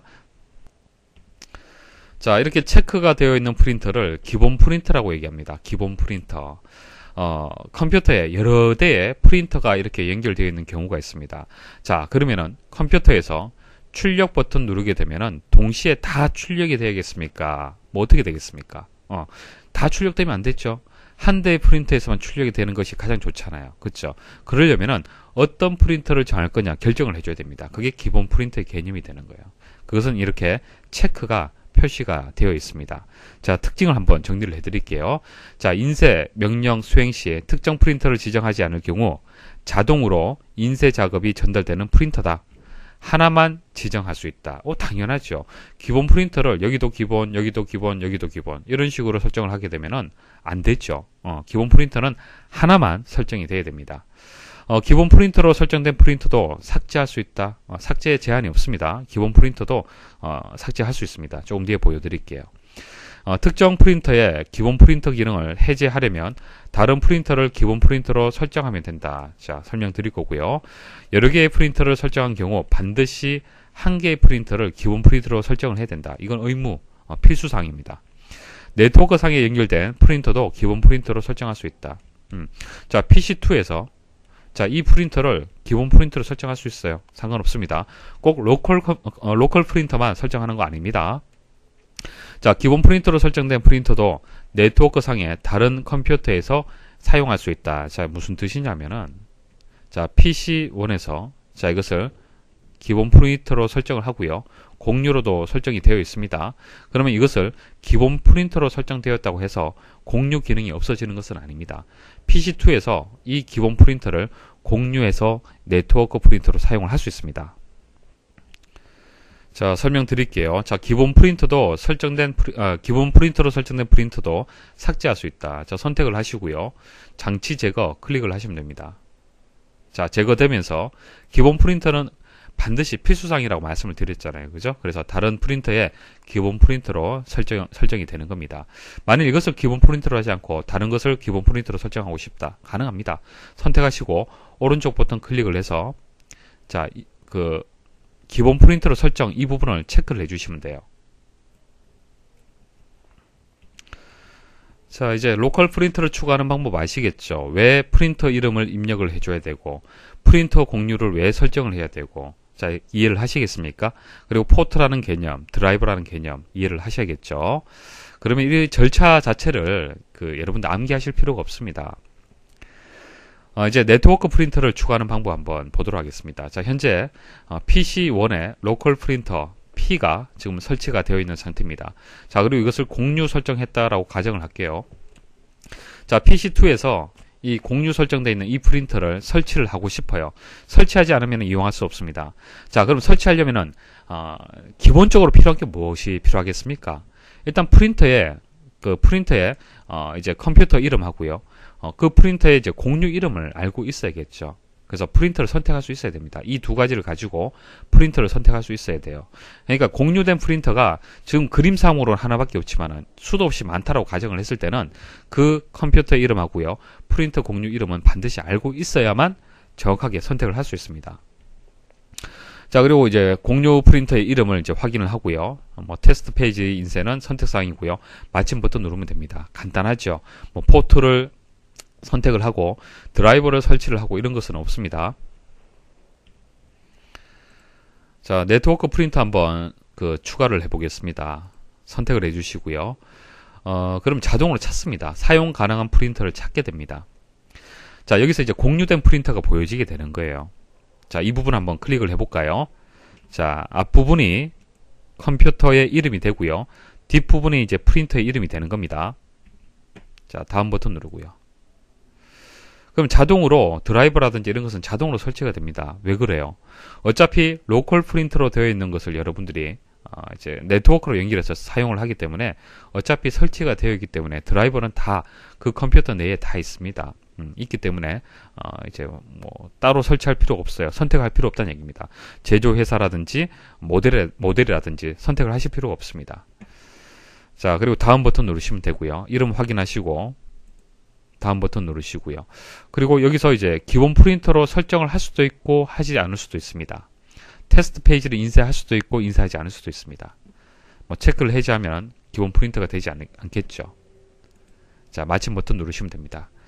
그럼 이와 같이 프린터가 추가가 되었습니다. 자, 시험에서 프린터 설치 순서 맞는 것을 찾아라 이렇게 나왔을 때는 일단 필수적으로는 시작이나 뭐 장치 및 프린터 가서 프린터 추가는 뭐 필수죠. 프린터 추가를 먼저 하고 첫 번째 단계는 프린터 추가를 하고 그 다음 이 두 가지 중에서 선택을 하는 겁니다. 그죠? 자, 그 순서를 생각을 하셔야 돼요. 자, 이렇게 이제 설치된 프린터의 이제 특징 한번 보겠습니다. 자, 프린터마다 개별적으로 이름을 붙여 설치할 수 있으며, 자, 이름 결정할 수 있잖아요. 자, 이미 설치한 프린터를 다른 이름으로 다시 설치 가능하다. 자, 이거 기억을 하십시오. 자, 프린터를요, 한번 설치했다고 해서 다시 설치되지 않는 것은 아닙니다. 자, 물리적으로는 한 대지만은 논리적으로 여러 대를 설치할 수 있어요. 그러니까 물리적으로 한 대지만은 A라는 이름으로 설치할 수도 있고 B라는 이름으로 설치할 수도 있고 C라는 이름으로 설치할 수 있는 겁니다. 그래서 프린터를 다른 이름으로 다시 설치 가능하다. 그러니까 복사의 개념이 있다라고 보시면 돼요. 가능하다라고 보시면 됩니다. 네트워크 프린터를 설치하면 다른 컴퓨터에 연결된 프린터를 내 프린터처럼 사용할 수 있다. 네트워크 프린터로 많이 추가가 되어 있다라면은 기본 프린터로도 정의할 수도 있고 출력을 할 수도 있고 뭐 가능하다는 얘기입니다. 여러 개의 프린터를 한 대의 컴퓨터에 설치할 수 있고, 자, 이 그림을 얘기를 하는 거고요. 자, 한 대의 프린터를 네트워크로 공유하여 여러 대의 컴퓨터에서 사용할 수 있다. 뭐 다 말씀을 드렸죠. 그래서 이런 것을 암기하실 필요가 없는 거예요. 이해를 하시라는 얘기입니다. 프린터 공유 순서 말씀을 드리겠습니다. 자, 공유를 우리가 프린터를 설치를 할 때 공유 설정할 수 있습니다. 하지만은 이때 결정하지 않고 뒤에 결정할 수도 있습니다. 자, 그러려면은 이제 공유할 수 있는 순서가 분명히 있어야겠죠. 일단 해당 프린터를 먼저 찾아야 됩니다. 공유할 프린터를 먼저 선택을 해줘야 되고요. 그 다음 바로가기 메뉴에서 프린터 속성을 선택을 해줘야 됩니다. 자, 프린터를 선택을 했어요. 자, 현재는 이제 공유가 되어 있는 상태입니다. 공유가 되면은 이렇게 표시가 나오는데요. 이것을 한번 오른쪽 클릭을 해서 한번 보겠습니다. 자, 프린터 속성에 가서 자, 공유 탭이 있습니다. 공유 탭에 가서 체크를 해제하게 되면은 공유가 해제가 되는 거예요. 자, 없어지죠. 자, 다시 자, 공유를 선택하고 이름을 결정하게 되면은 공유 설정이 되는 겁니다. 자, 공유 순서는 어렵지 않죠. 자, 프린터 선택을 하고 프린터 속성에 들어가서 바로가기 메뉴에서 프린터 속성에 들어가서 공유 탭에 가게 되면은 이 프린터 공유 선택을 하고 공유 이름을 지정을 해주면 됩니다. 근데 여러분들 생각할 때는 로컬 프린터만 공유할 수 있다라고 생각할 수 있는데요. 그렇지 않습니다. 네트워크 프린터로 되어 있는 거 있죠. 그것도 가능합니다. 실수하시면 안 돼요. 로컬 프린터만 공유할 수 있다라는 설명은 잘못되었습니다. 네트워크 프린터도 공유 설정할 수 있습니다.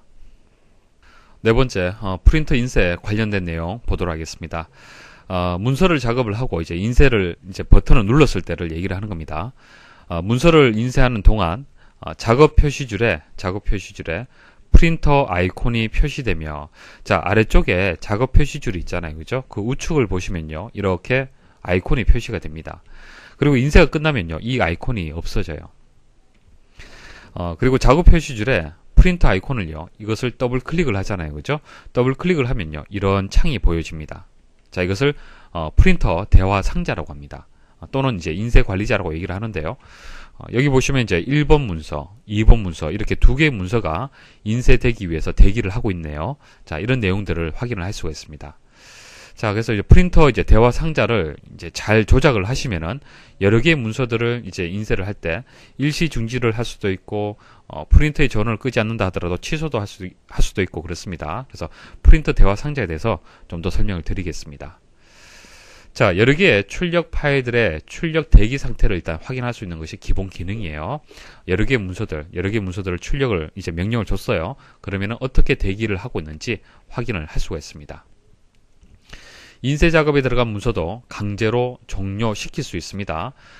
만일 100장의 문서를 출력을 해야 되는데 20장까지 인쇄를 하고 보니까 나머지 인쇄할 필요가 없다라고 판단될 수 있잖아요. 그죠? 그때 프린터의 전원을 꺼도 물론 가능하겠지만 끄지 않는다 하더라도 취소 명령이 있습니다. 자, 해당 문서에서 오른쪽 버튼 클릭을 해서 취소 있죠. 이 명령을 주시면은 취소가 됩니다. 더 이상 인쇄가 안 됩니다. 인쇄 작업에 들어간 문서도 잠시 중단, 일시 중지시켰다가 다시 인쇄, 다시 시작 가능하다. 상식적으로 생각을 하시면 됩니다. 프린트 되는 중에 잠시 멈출 필요가 있다. 그럴 경우 있잖아요. 그죠? 그러면 해당 문서를 선택을 하고 오른쪽 버튼 클릭을 하게 되면은 일시 중지 있습니다. 일시 중지 명령 주시면은 멈추게 되고요. 다시 시작 누르게 되면은 그 이후부터 또 다시 프린터가 되는 겁니다.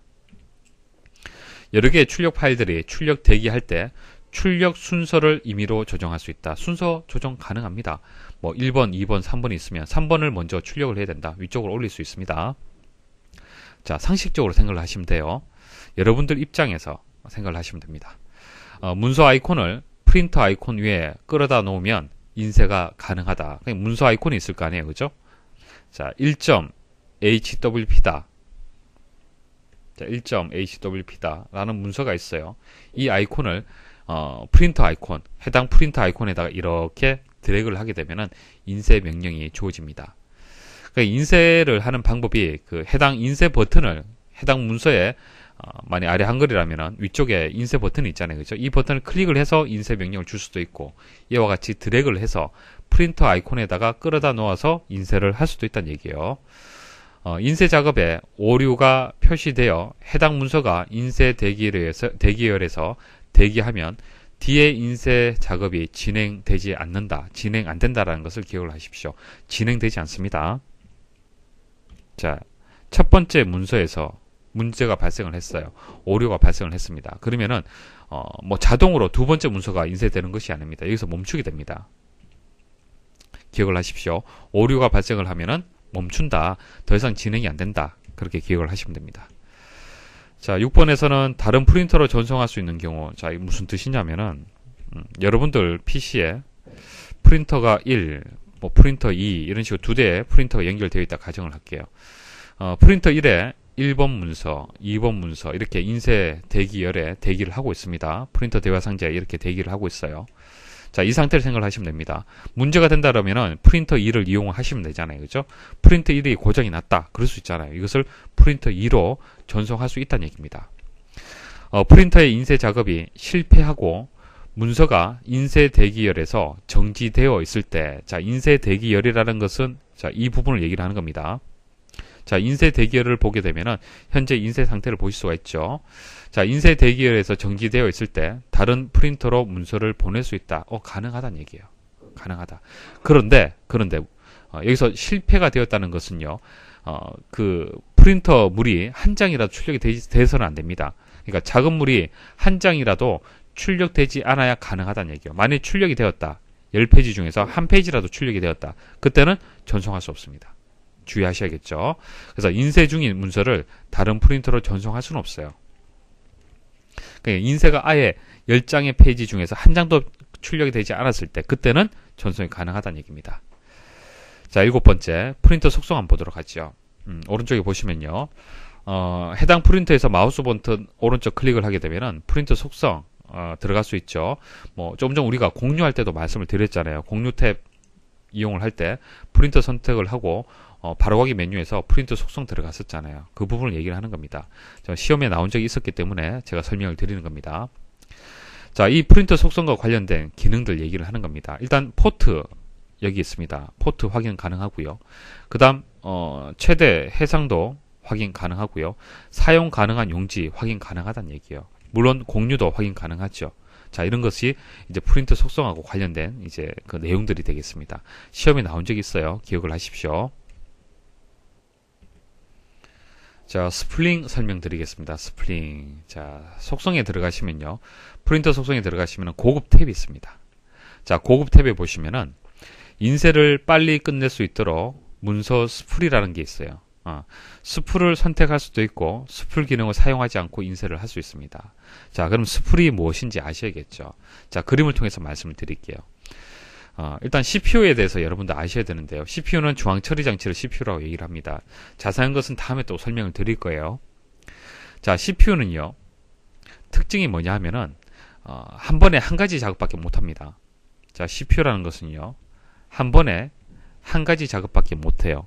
그래서 이런 특징을 가지고 있기 때문에, 만일 프린트를 한다라면은, 프린트를 하는 그 장치는 어떻습니까? 저속이죠.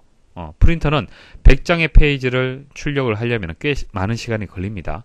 그때까지 CPU는 다른 일을 못 한다는 얘기예요. 왜? CPU는 한 번에 한 가지 일밖에 못하는 그런 특성을 가지고 있기 때문에 그렇습니다. 상당히 비효율적이죠. 그러니까 CPU는 속도가 굉장히 빠르고 입출력 장치, 프린터뿐만 아니라 다른 장치도 마찬가지입니다. 입출력 장치는 속도가 굉장히 느리다는 얘기예요. 그래서 이것을 보완하기 위해서 만든 기법이 스플링이라는 기법을 만든 겁니다. 그래서 CPU 입장에서 이제 저속인 프린터에다가 다이렉트로 인쇄하는 것이 아니고요. 하드디스크. 자, 하드디스크는 프린터에 비해서 상당히 속도가 빨라요. 그래서 디스크에다가 스프리라는 공간을 만들어서 여기에다가 인쇄를 해버리는 거예요. 그래서 여러분들 혹시 보신 적 있으십니까? 문서가 있으면요.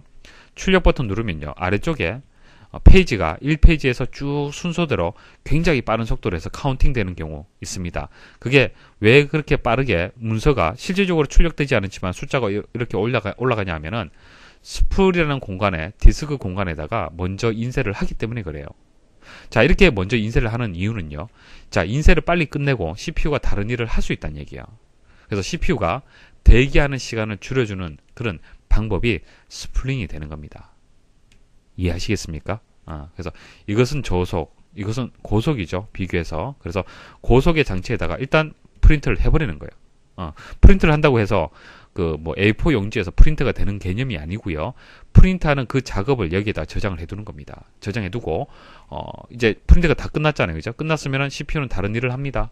그리고 그 이후에 여기서 이제 프린트하고 연결이 되어서 출력 작업을 하는 거예요. 그래서 1페이지, 2페이지, 3페이지 이런 식으로 출력을 시키면 되잖아요.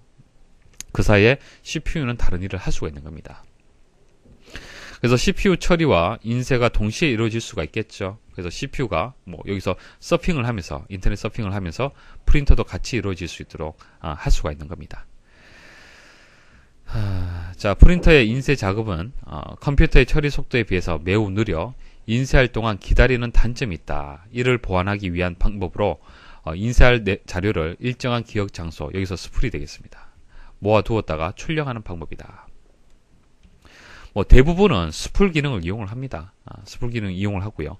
여기서 주의할 점은요. 스풀 기능을 이용한다고 해서 인쇄 속도가 빨라지는 것은 아닙니다. 그러니까 프린터가 한 장, 두 장, 세 장, 네 장 이렇게 출력하는 이 속도가 더 빨라지는 건 아니에요. 동일하죠. 속도는 동일해요. 자, 기출문제 보도록 하겠습니다. 스풀에 관련된 기출문제 하나만 풀이를 해보겠습니다. 자, 스풀 기능에 관한 설명으로 옳지 않은 것은 1번, 컴퓨터 내부 장치에 비해 상대적으로 처리 속도가 느린 프린터 작업을 효율적으로 처리하기 위하여 사용하는 기능이다. 맞습니다. 인쇄할 내용을 하드디스크 장치에 임시로 저장한 후 인쇄 작업을 수행한다. 자, 스풀 기능을 설정하면 보다 인쇄 속도가 빨라지고, 이거 틀렸네요. 프린터가 빨라지는 것은 아니죠. 동시 작업 처리도 가능하다. 동시 작업은 가능하죠. 자, 4번.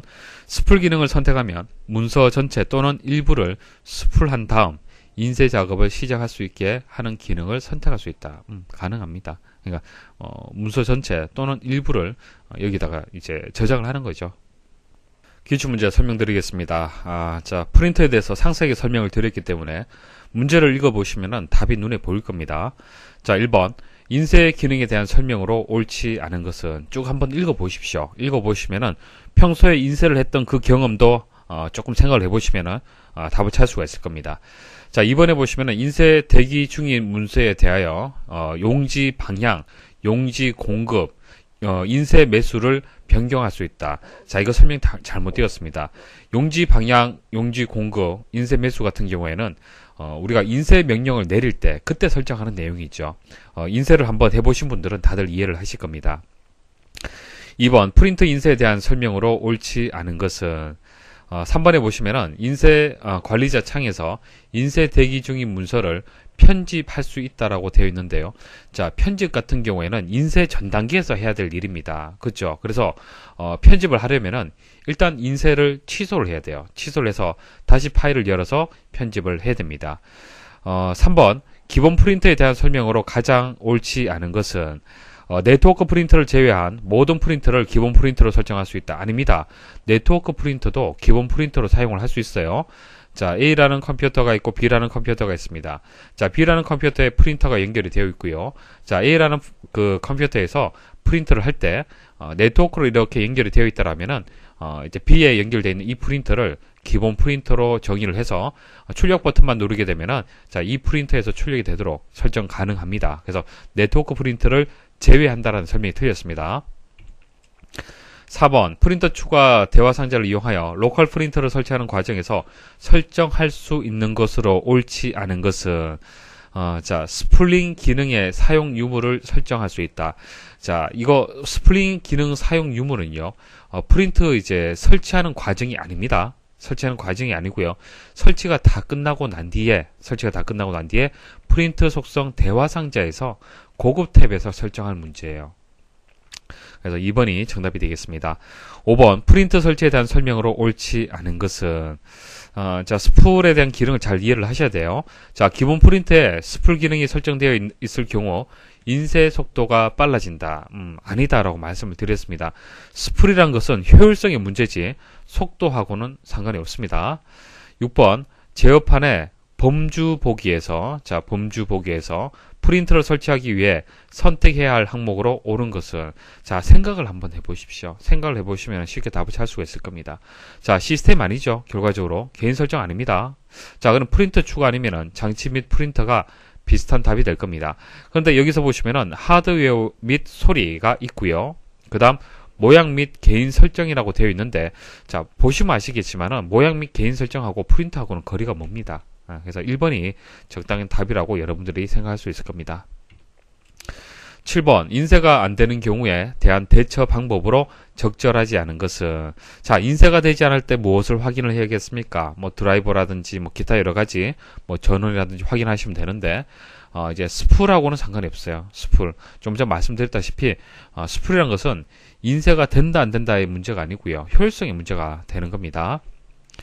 8번 프린터의 추가 및 삭제에 대한 설명으로 옳지 않은 것은 기본 프린터는 프린터 추가 시에는 설정할 수 없으며 설치가 끝난 후 프린터 바로가기 메뉴를 이용하여 설정해야 된다.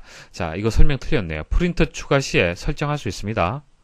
프린터 추가 설정하는 부분을 제가 말씀을 드렸었죠. 그래서 기본 프린터는 프린터 추가 시에 설정할 수 있다라고 설명을 해야 됩니다. 9번 네트워크 프린터를 설정하는 방법에 대한 설명으로 설정 순서가 바르게 나열된 것은 자, 여기서 한번 바로 답을 한번 찾아보도록 하죠. 첫 번째 해야 될 것은 뭡니까? 일단 장치 및 프린터를 클릭을 해야겠죠. 자, 클릭을 해서 프린터 추가 마법사를 실행하는 것이 첫 번째 할 일이에요. 자, 두 번째 할 일은요. 자, 이제 목록이 나오죠. 목록에서 이제 두 가지 중에 선택을 해야 됩니다. 두 가지 중에서 로컬을 선택을 할 거냐, 네트워크를 선택을 할 거냐 선택을 해야 됩니다. 근데 이 문제는 네트워크 프린터라고 얘기를 했기 때문에 네트워크 무선 또는 블루투스 프린터 추가를 선택을 한다. 이 부분이 되겠습니다. 자, 그리고 프린터 목록에서 연결할 프린터를 선택한다. 일단 프린터를 찾아야겠죠. 찾고요.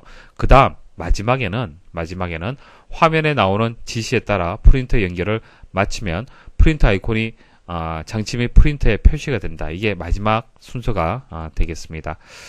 그래서 정답이 되는 것은 3번이 정답이 되겠네요. 자, 순서 기억을 하십시오. 10번 프린터 인쇄에 대한 설명으로 옳지 않은 것은 컴퓨터에서 여러 대의 프린터가 연결되어 있을 때 기본 프린터가 아닌 다른 프린터로 인쇄하려면 인쇄할 프린터를 반드시 기본 프린터로 지정을 해야 된다. 이거 아니죠. 기본 프린터는 그냥 그 인쇄에 대한 어떤 편리성을 제공하기 위해서 정의를 하는 겁니다. 다른 프린터로 해서 출력도 얼마든지 가능하죠. 기본 프린터로 해서 꼭 지정할 필요는 없습니다. 자, 반드시라는 설명이 틀렸네요. 11번 장치 및 프린터에서 할 수 있는 기능으로 옳지 않은 것은, 자, 프린터 대화 상자에서 인쇄 대기 중인 문서만 삭제가 가능하다. 이거 아니죠. 인쇄 중인 문서도 전원을 끄지 않는다 하더라도 삭제 가능하다. 그렇게 말씀을 드렸습니다. 3번이 정답이 되고요. 다음 중 프린터 제품별로 차이가 나는 특징적인 기능이나 성능을 나타내는 설명으로 가장 거리가 먼 것은, 자, 프린터를 여러분들이 구매를 할 때 어떤 것을 고려를 해야겠습니까? 자, 양면 인쇄가 가능한지, 인쇄되는 속도, 그리고 해상도, 이런 것은 어떤 제품을 선택하는 기준이 될 수 있습니다. 하지만은 스플링 지원은요, 이것은 운영체제에서 해주는 겁니다. 프린터하고는 별개의 문제가 되는 겁니다. 글꼴 설명드리겠습니다. 시스템에 설치되어 있는 글꼴을 삭제, 그리고 등록 정보를 확인하고요. 시험 인쇄를 하거나 새로운 글꼴을 추가할 때 이용을 하는 겁니다. 글꼴을 삭제할 수도 있어요. 글꼴에 들어가서 삭제할 수도 있고 추가할 수도 있습니다.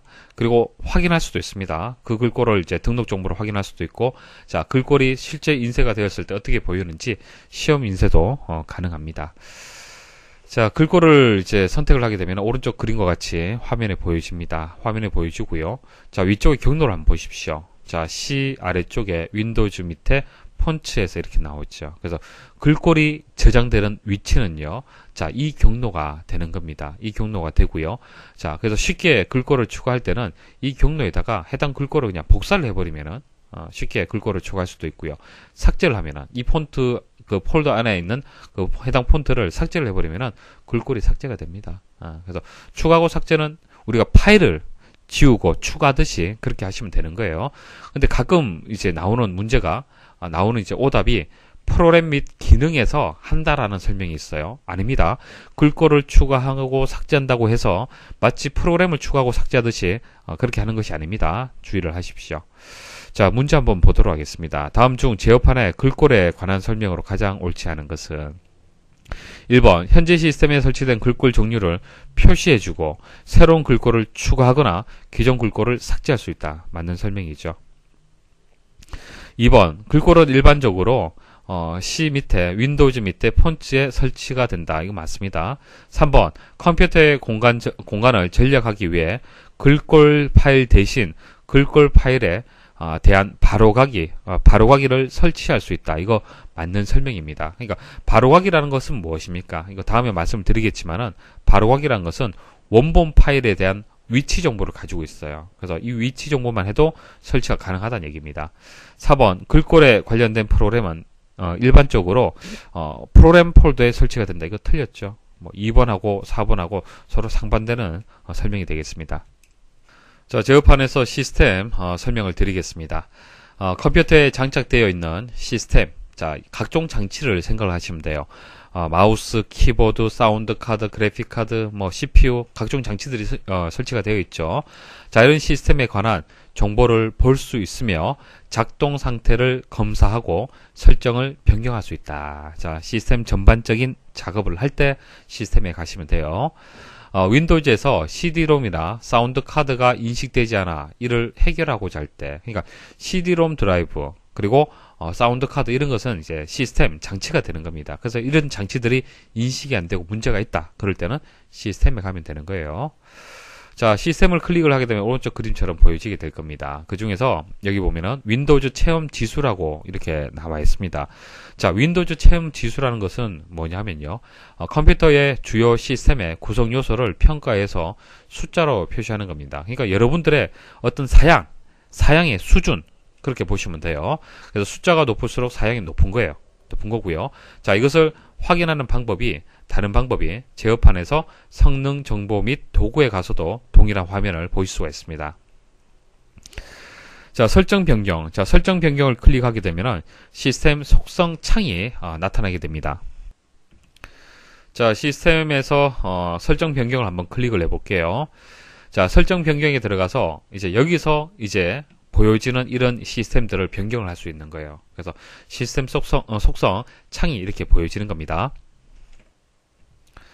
자, 먼저 컴퓨터 이름. 자, 컴퓨터 이름 탭을 설명을 드리겠습니다. 시스템 속성 대화 상자에서 지금 설명을 드리는 거예요. 자, 어떤 일을 할 수 있는지 잘 보십시오. 자, 컴퓨터 이름에서는 이제 컴퓨터 이름, 컴퓨터 이름 설정할 수 있고요. 작업 그룹을 또 설정을 할 수 있습니다. 자, 작업 그룹이란 것은 뭐 회사 내에서 뭐 부서 그 정도 개념으로 보시면 됩니다. 그러니까 네트워크를 어떤 그룹의 단위로 해서 묶을 수가 있습니다. 그래서 이런 것을 변경 버튼을 클릭을 해서 바꿀 수가 있습니다. 그래서 컴퓨터의 이름을 이제 변경할 수 있다. 시스템 속성 대화 상자에서 변경할 수 있다. 그렇게 기억을 하십시오. 자, 작업 그룹도 변경이 가능하고요. 자, 그다음 하드웨어 탭 보도록 하겠습니다. 자, 하드웨어 탭에 가게 되면은 장치 관리자라고 있습니다. 장치 관리자. 또 뒤에 다시 말씀을 드릴 건데 장치 관리자를 클릭을 하게 되면은 자, 장치들의 현재 상태, 설치되어 있는 상태를 보실 수가 있어요. 그래서 보시면은 네트워크 어댑터가 무엇이 설치가 되어 있는지, 네트워크 어댑터라는 것은 랜 카드를 뜻하는 겁니다. 자, 그다음 디스크 드라이브. 자, 하드 디스크는 어떤 것이 연결이 되어 있는지. 자, 디스플레이 어댑터. 자, 그래픽 카드는 무엇이 설치가 되어 있는지. 이런 식으로 해서 각종 장치를 확인을 할 수 있어요. 종류라든지 작동 여부를 또 확인할 수 있습니다. 근데 여기 보시면은 느낌표로 이렇게 표시가 되어 있죠. 자, 이렇게 표시가 되어 있습니다. 이런 것은 제대로 작동이 안 되는 거예요. 문제가 있다는 얘기입니다. 자, 이렇게 문제가 있는 것은 오른쪽 버튼 클릭을 해서 속성에 가서 속성을 변경을 해서 제대로 작동이 될 수 있도록 그렇게 할 수도 있습니다. 그래서 각각의 장치들을 오른쪽 버튼 클릭을 하면은 드라이버를 업데이트를 할 수도 있고 뭐 제거할 수도 있고 여러 가지 기능을 수행할 수 있습니다. 자, 그리고 고급 탭 보도록 하겠습니다. 자, 고급 탭에서는 일단 관리자로 로그온을 해야 됩니다. 자, 말 그대로 이제 어떤 컴퓨터의 시스템을 변경해 주는 부분이 되기 때문에 관리자로 이제 로그온을 해야 됩니다. 자, 성능에 보시면은 시각 효과, 프로세서 일정, 메모리 사용, 뭐 가상 메모리 이렇게 나와 있는데 일단 가상 메모리는 시험에 나옵니다. 기억을 하셔야 돼요. 자, 설정 버튼 클릭을 하게 되면은 자, 고급 탭에 보시면은 가상 메모리를 변경할 수 있도록 나옵니다. 자, 뒤에 다시 설명을 드릴게요. 가상 메모리가 무엇인지는. 그리고 사용자 프로필, 자, 사용자 로그인에 관련된 바탕화면 설정을 또 할 수도 있고요. 그리고 시작하고 복구 관련된 내용들도 여기서 설정을 할 수 있습니다. 그리고 시스템 보호 탭은요, 시스템 복원하고 관련된 내용입니다. 시스템 복원, 시스템에 문제가 발생을 했을 때 이전 시점으로 되돌려서, 그러니까 정상적인 상태로 되돌려서 이제 복구를 하는 겁니다. 자, 복원할 수가 있고요. 자, 시스템 복원할 수 있고요. 그 다음 원격은 잘 아시죠? 원격지에서 여러분들 컴퓨터에 접속할 수 있는 그런 기능을 얘기를 하는 겁니다. 자, 가상 메모리가 무엇인지 설명을 좀 드려볼게요. 자, 개념적인 설명을 드리겠습니다. 자, 컴퓨터에는 기억장치가 주기억장치라는 게 있고요. 그 다음 보조기억장치가 있습니다. 자, 다음에 상세하게 말씀을 드리겠습니다. 그래서 뭐 가상 메모리가 무엇인지 이제 그런 거구나 그 정도만 이해를 하시면 돼요. 뒤에 또 다시 설명을 드릴 겁니다.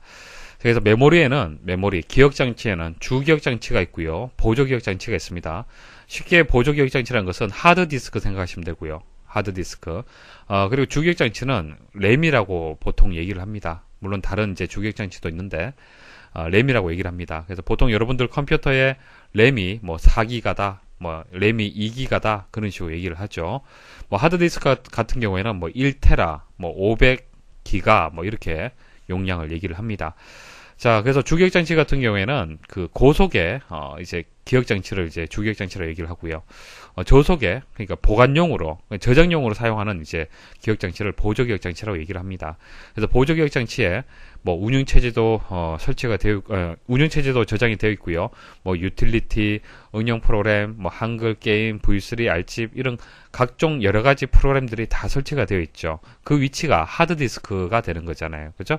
그래서 보조기억장치에 설치가 되어 있어요. 자, 그런데 여기서 잘 들으십시오. CPU는 뭡니까? CPU라는 것은 두뇌 역할을 하면서 처리하는 역할을 하는 거예요. 처리. 1 더하기 1을 연산을 해라. 여러분들 계산기를 두드리잖아요. 그죠? 컴퓨터에 입력을 했어요. 그래서 계산 결과가 2라는 결과가 나오잖아요. 그죠? 자, 2라는 결과를 누가 만드냐 하면은 CPU가 처리를 하는 겁니다. 그러니까 CPU가 이 작업을 하는 거예요. 처리를 하는데 이때 이런 데이터들이 있죠. 자, 이런 데이터들은 보조기억장치에 있을 때는 CPU가 가져올 수가 없습니다. 주기억장치에 있어야만 처리를 할 수가 있어요. 그래서 CPU는요, 처리를 할 때 이런 데이터들이 주기억장치에 있어야만 처리를 할 수 있습니다. 자, 그럼 어떻게 되겠습니까? 한글, 게임, V3, 알집, 뭐 운영체제 이런 것들이 그때 사용할 때마다 주기억장치에 이렇게 상주하고 있어야 돼요.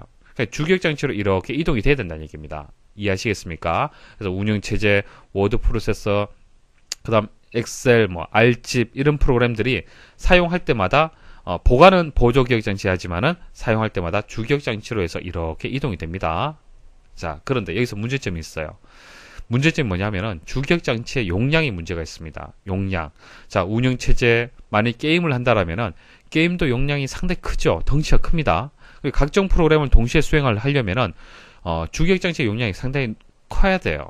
커야 됩니다. 그런데 주기억장치는 고속인 대신 비용이 비쌉니다. 가격이 비싸요. 가격이 비싸기 때문에 무한정 용량을 늘릴 수는 없습니다. 자, 고가의 주기억장치를 무한정 용량을 늘릴 수 없다라는 문제점이 발생을 해요. 문제점. 현실적으로는 여러 프로그램들, 덩치가 큰, 용량이 큰 프로그램들을 계속 사용을 해야 되는데 CPU가 처리를 해야 되는데 문제점은 용량을 무한대로 늘릴 수가 없다. 그래서 용량의 문제가 발생을 하고요. 이 문제를 해결하기 위해서 가상 메모리 기법이라는 것을 사용을 하고 있습니다. 자, 이 방법은요. 보조기억장치의 일부를 마치 주기억장치인 것처럼 활용을 하는 거예요. 자, 보조기억장치는 용량의 단위가 1테라, 500기가 이런 식으로 상당히 큽니다. 그죠? 충분히 많은 프로그램들을 담아서 처리를 할 수가 있습니다. 그래서 일부분을 가상 메모리로 정의를 하는 거예요. 그래서 이것을 마치 주기억장치인 것처럼 CPU가 생각을 하게끔 만들어주는 겁니다. 그래서 CPU가 여기서 이렇게 처리를 해도 주기억장치에서 데이터를 가져와서 처리를 했구나라고 속이는 기법이에요. 이해하시겠죠? 그래서 이것은 주기억장치의 용량을 크게 하는 용량의 개념의 어떤 그런 기법이 되는 겁니다. 가끔 이제 그 가상 메모리를 설명을 하면서 속도를 빠르게 한다라고 설명 나오면 절대로 이것은 답이 될 수가 없습니다. 용량이에요. 용량 꼭 기억을 하십시오. 그래서 가상 메모리를 여기에서 설정할 수 있습니다. 크기를. 장치관리자 설명을 드리겠습니다. 장치관리자가 그래도 자주 출제가 되는데요. 조금 전 시스템에서 장치관리자를 클릭을 해서 호출할 수도 있고요. 제어판에서 바로 장치관리자를 호출을 할 수 있습니다. 장치관리자는 시스템에 설치되어 있는 하드웨어의 종류 그리고 작동 여부를 확인을 하고요. 속성을 변경을 할 수 있습니다. 자, 조금 전 보여드렸죠. 자, 이런 각종 장치들을 이제 종류를 확인할 수도 있고요. 그리고 제대로 작동이 되는지 작동이 되지 않는지 확인을 할 수 있습니다. 그리고 오른쪽 버튼 클릭을 해서 속성을 변경을 할 수 있고요. 그리고 그 해당 하드웨어의 드라이버를 업데이트를 또 할 수도 있어요. 자, 물음표가 표시된 장치는 알 수 없는 장치입니다. 여기 보면 물음표가 표시가 되어 있죠. 알 수 없는 장치다라는 그런 표시가 되고요. 느낌표가 이렇게 표시가 되어 있는 장치는요. 정상적으로 동작하지 않는다라는 그런 뜻이 되겠습니다. 자, 각 장치의 속성을 이용하여 장치의 드라이버 파일이나 인터럽터 요청, 직접 메모리 액세스, I/O 주소, 메모리 주소 등을 확인하고 변경한다. 자, 이거 설명 어렵죠? 설명 어려운데 하나하나 설명을 드리겠습니다. 자, 다음에 또 나오면 또 설명을 드릴 거예요. 자, 일단 한번 설명을 드려보겠습니다. 자, 인터럽트 요청이라는 것은 IRQ를 얘기를 하는 건데, IRQ는요, 각 장치들이 CPU 사용을 요청하기 위해서 보내는 신호입니다. 신호를 전달하는 통로예요. 자, CPU가 있으면은, 자, 설명이 어려울 수 있는데, 한번 들어보십시오. 자, 마우스, 키보드, 사운드 카드, 그래픽 카드, 이런 각종 장치들이 CPU가 처리하도록 이제 도움을 기다리고 있어요. 그러니까 마우스가 움직이잖아요. 그죠? 마우스를 손으로 여러분들 흔들어 보십시오. 흔들어 보시면은 마우스가 움직이잖아요. 움직이게끔 하는 그 주체가 누굽니까? CPU가 하는 거예요. CPU가 처리를 하기 때문에 마우스가 움직이는 겁니다. 그죠? 자, 그러면은 마우스 입장에서는 CPU의 도움이 필요하죠. 그죠? CPU의 사용을 요청을 해야 됩니다. 자, 그 이 통로가 IRQ예요. 그래서 번호가 1번, 키보드는 2번, 사운드 카드는 3번, 그래픽 카드는 4번, 이런 식으로 번호가 있습니다. 이게 IRQ의 개념이 되는 겁니다. 이 번호가 중복되어서는 안 되겠죠. 만약 이것도 1번 부여하잖아요. 그죠? 그러면은 시스템에 문제가 발생을 하고 부팅이 안 될 수도 있습니다. 그래서 IRQ라는 것은 각 장치들이 CPU 사용을 요청하기 위해 보내는 인터럽트 신호가 전달되는 통로다, 번호다, 그렇게 생각하시면 됩니다. 다음에 또 설명을 드릴 거예요.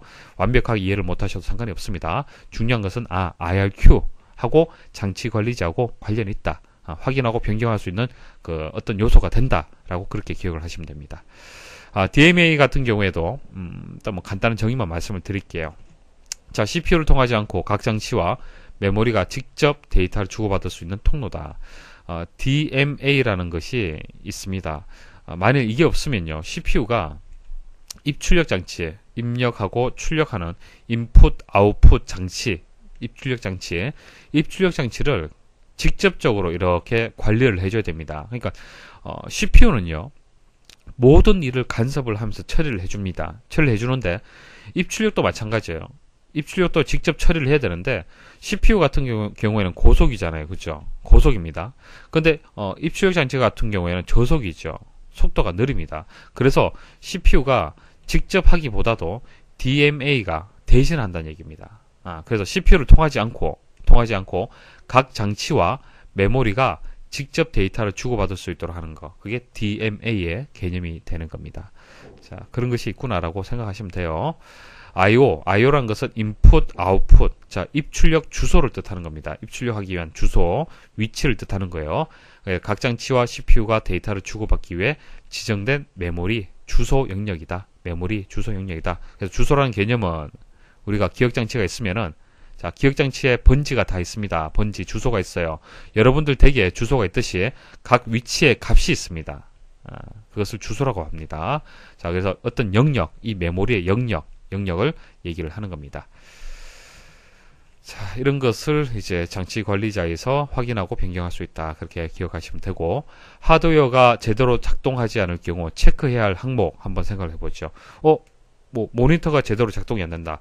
사운드 카드가 제대로 작동이 안 된다. 그래픽 카드가 작동이 안 된다. 그랬을 때 무엇을 확인해야겠습니까? 자, 설치된 장치에 적합한 드라이버가 설치되어 있는지 확인해야 되고요. 다른 하드웨어와 충돌이 없는지를 확인을 해야 돼요. 자, 조금 전 말씀을 드렸죠. 서로 다른 장치가 IRQ가 같은 것을 사용하면 절대로 안 됩니다. 충돌이 발생해서 부팅이 안 될 수도 있어요. 확인을 해야 되고요. 하드웨어의 고장 유무를 또 확인을 해야 됩니다. 물리적으로 고장이 발생해서 안 될 수도 있잖아요. 자, 기출문제 설명드리겠습니다. 시스템 하드웨어에 관한 정보를 찾아보거나 시스템 하드웨어를 제거하거나 새로 고칠 때 사용하는 프로그램은 시스템 속성 대화 상자에 어디에서 찾아야 하는가? 시스템의 어떤 하드웨어하고 관련된 내용입니다. 그것은 장치 관리자에서 실행을 해야 됩니다. 자, 장치 관리자는요, 좀 전 말씀드렸다시피 시스템 속성 대화 상자에서, 자, 하드웨어 탭 내에 장치 관리자가 있습니다. 물론 제어판에서도 바로 접근 가능하고요. 그래서 여기서 정답이 되는 것은 3번 하드웨어 탭. 자, 탭이라는 설명 빠졌지만 하드웨어가 정답이 되겠습니다. 자, 2번 시스템 속성 대화 상자에서 할 수 있는 작업으로 옳지 않은 것은, 자, 설명드리지 않은 것이 뭐죠? 시스템의 종료죠. 시스템의 종료. 이것은 시작 버튼 누르고 시스템 종료에 가서 종료하는 거잖아요. 3번 시스템 메뉴 선택 시 설정 가능한 기능이 아닌 것은, 자, 시스템하고 네트워크하고는 조금 거리가 멉니다. 자, 네트워크 속성의 변경, 뭐 다음에 또 설명을 드릴 겁니다. 이것은 다음에 상세히 말씀을 드릴 거예요. 그것은 제어판에 가서 네트워크 및 공유센터에 가서 설정을 할 수 있습니다. 4번 시스템 속성 대화 상자에서 설정할 수 있는 작업으로 옳지 않은 것은, 자, 보시면은 답이 나올 거예요. 시스템, 뭐 하드웨어 이런 개념하고 좀 다른 게 뭐죠? 바탕화면의 설정이죠. 자, 이것은 개인 설정에서 할 수 있습니다. 다음 중 하드웨어 추가에 대한 설명으로 옳지 않은 것은, 자, 여기 3번이 명확하게 정답이 되겠네요. 응용 프로그램의 추가 제거도 가능하다. 하드웨어, 소프트웨어, 이건 소프트웨어잖아요. 그죠? 프로그램하고는 별개입니다. 전혀 상관이 없잖아요. 그죠? 그래서 3번이 정답이 되고요. 여기서 용어 하나 설명을 드리겠습니다. 플러그 앤 플레이. 자, 이게 뭐죠?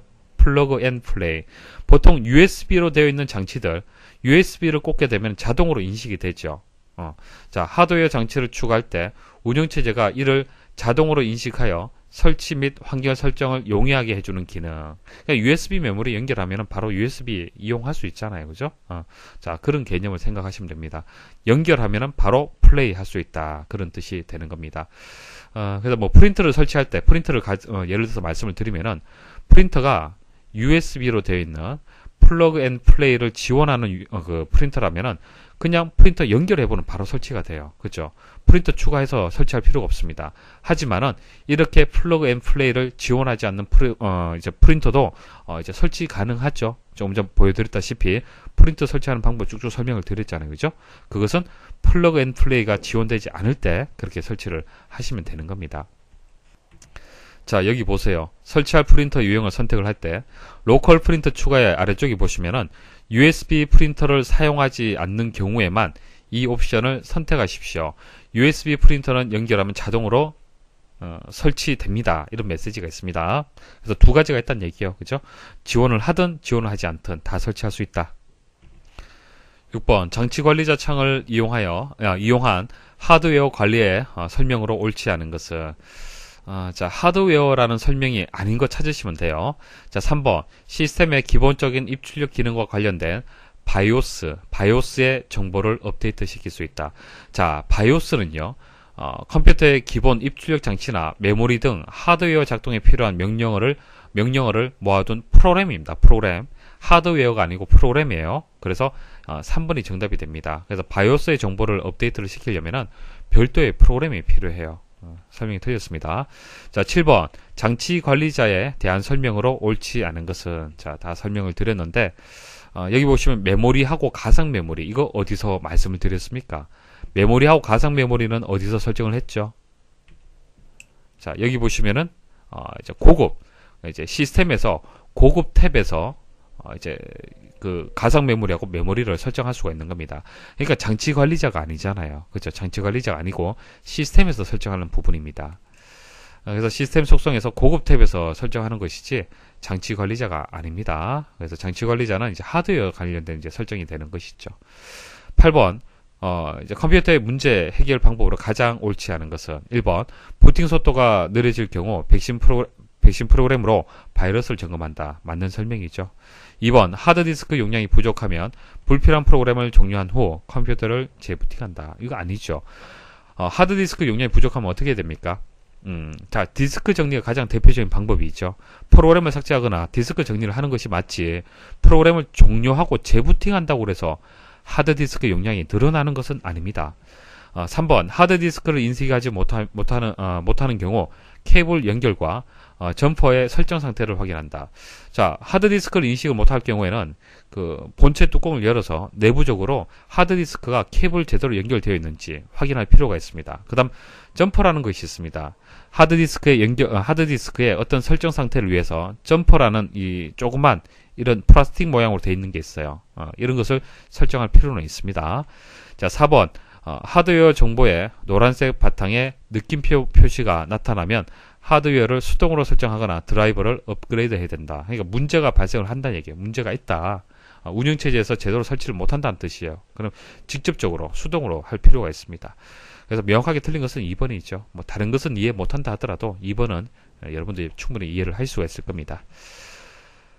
9번 윈도우즈 체험 지수에 관한 설명으로 옳지 않은 것은, 자, 윈도우즈 체험 지수가 윈도우즈 7에서 추가된 내용이 되는 겁니다. 뭐 조금 전 말씀드렸다시피 이것은 그 여러분들의 어떤 사양을 뜻하는 겁니다. 그래서 수치가 높으면 높을수록 그 사양을 뜻하는 겁니다.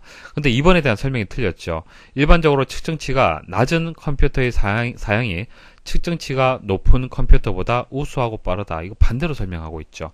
높은 컴퓨터의 사양이 측정치가 높은 컴퓨터의 사양이 더 높다라고 설명을 해야 됩니다. 그래서 2번이 정답이 되겠습니다. 자, 마지막으로 이제 전원 옵션 설명드리고 마치도록 하겠습니다. 자, 상당히 긴 수업이었는데 여기까지만 집중을 좀 부탁을 드리겠습니다.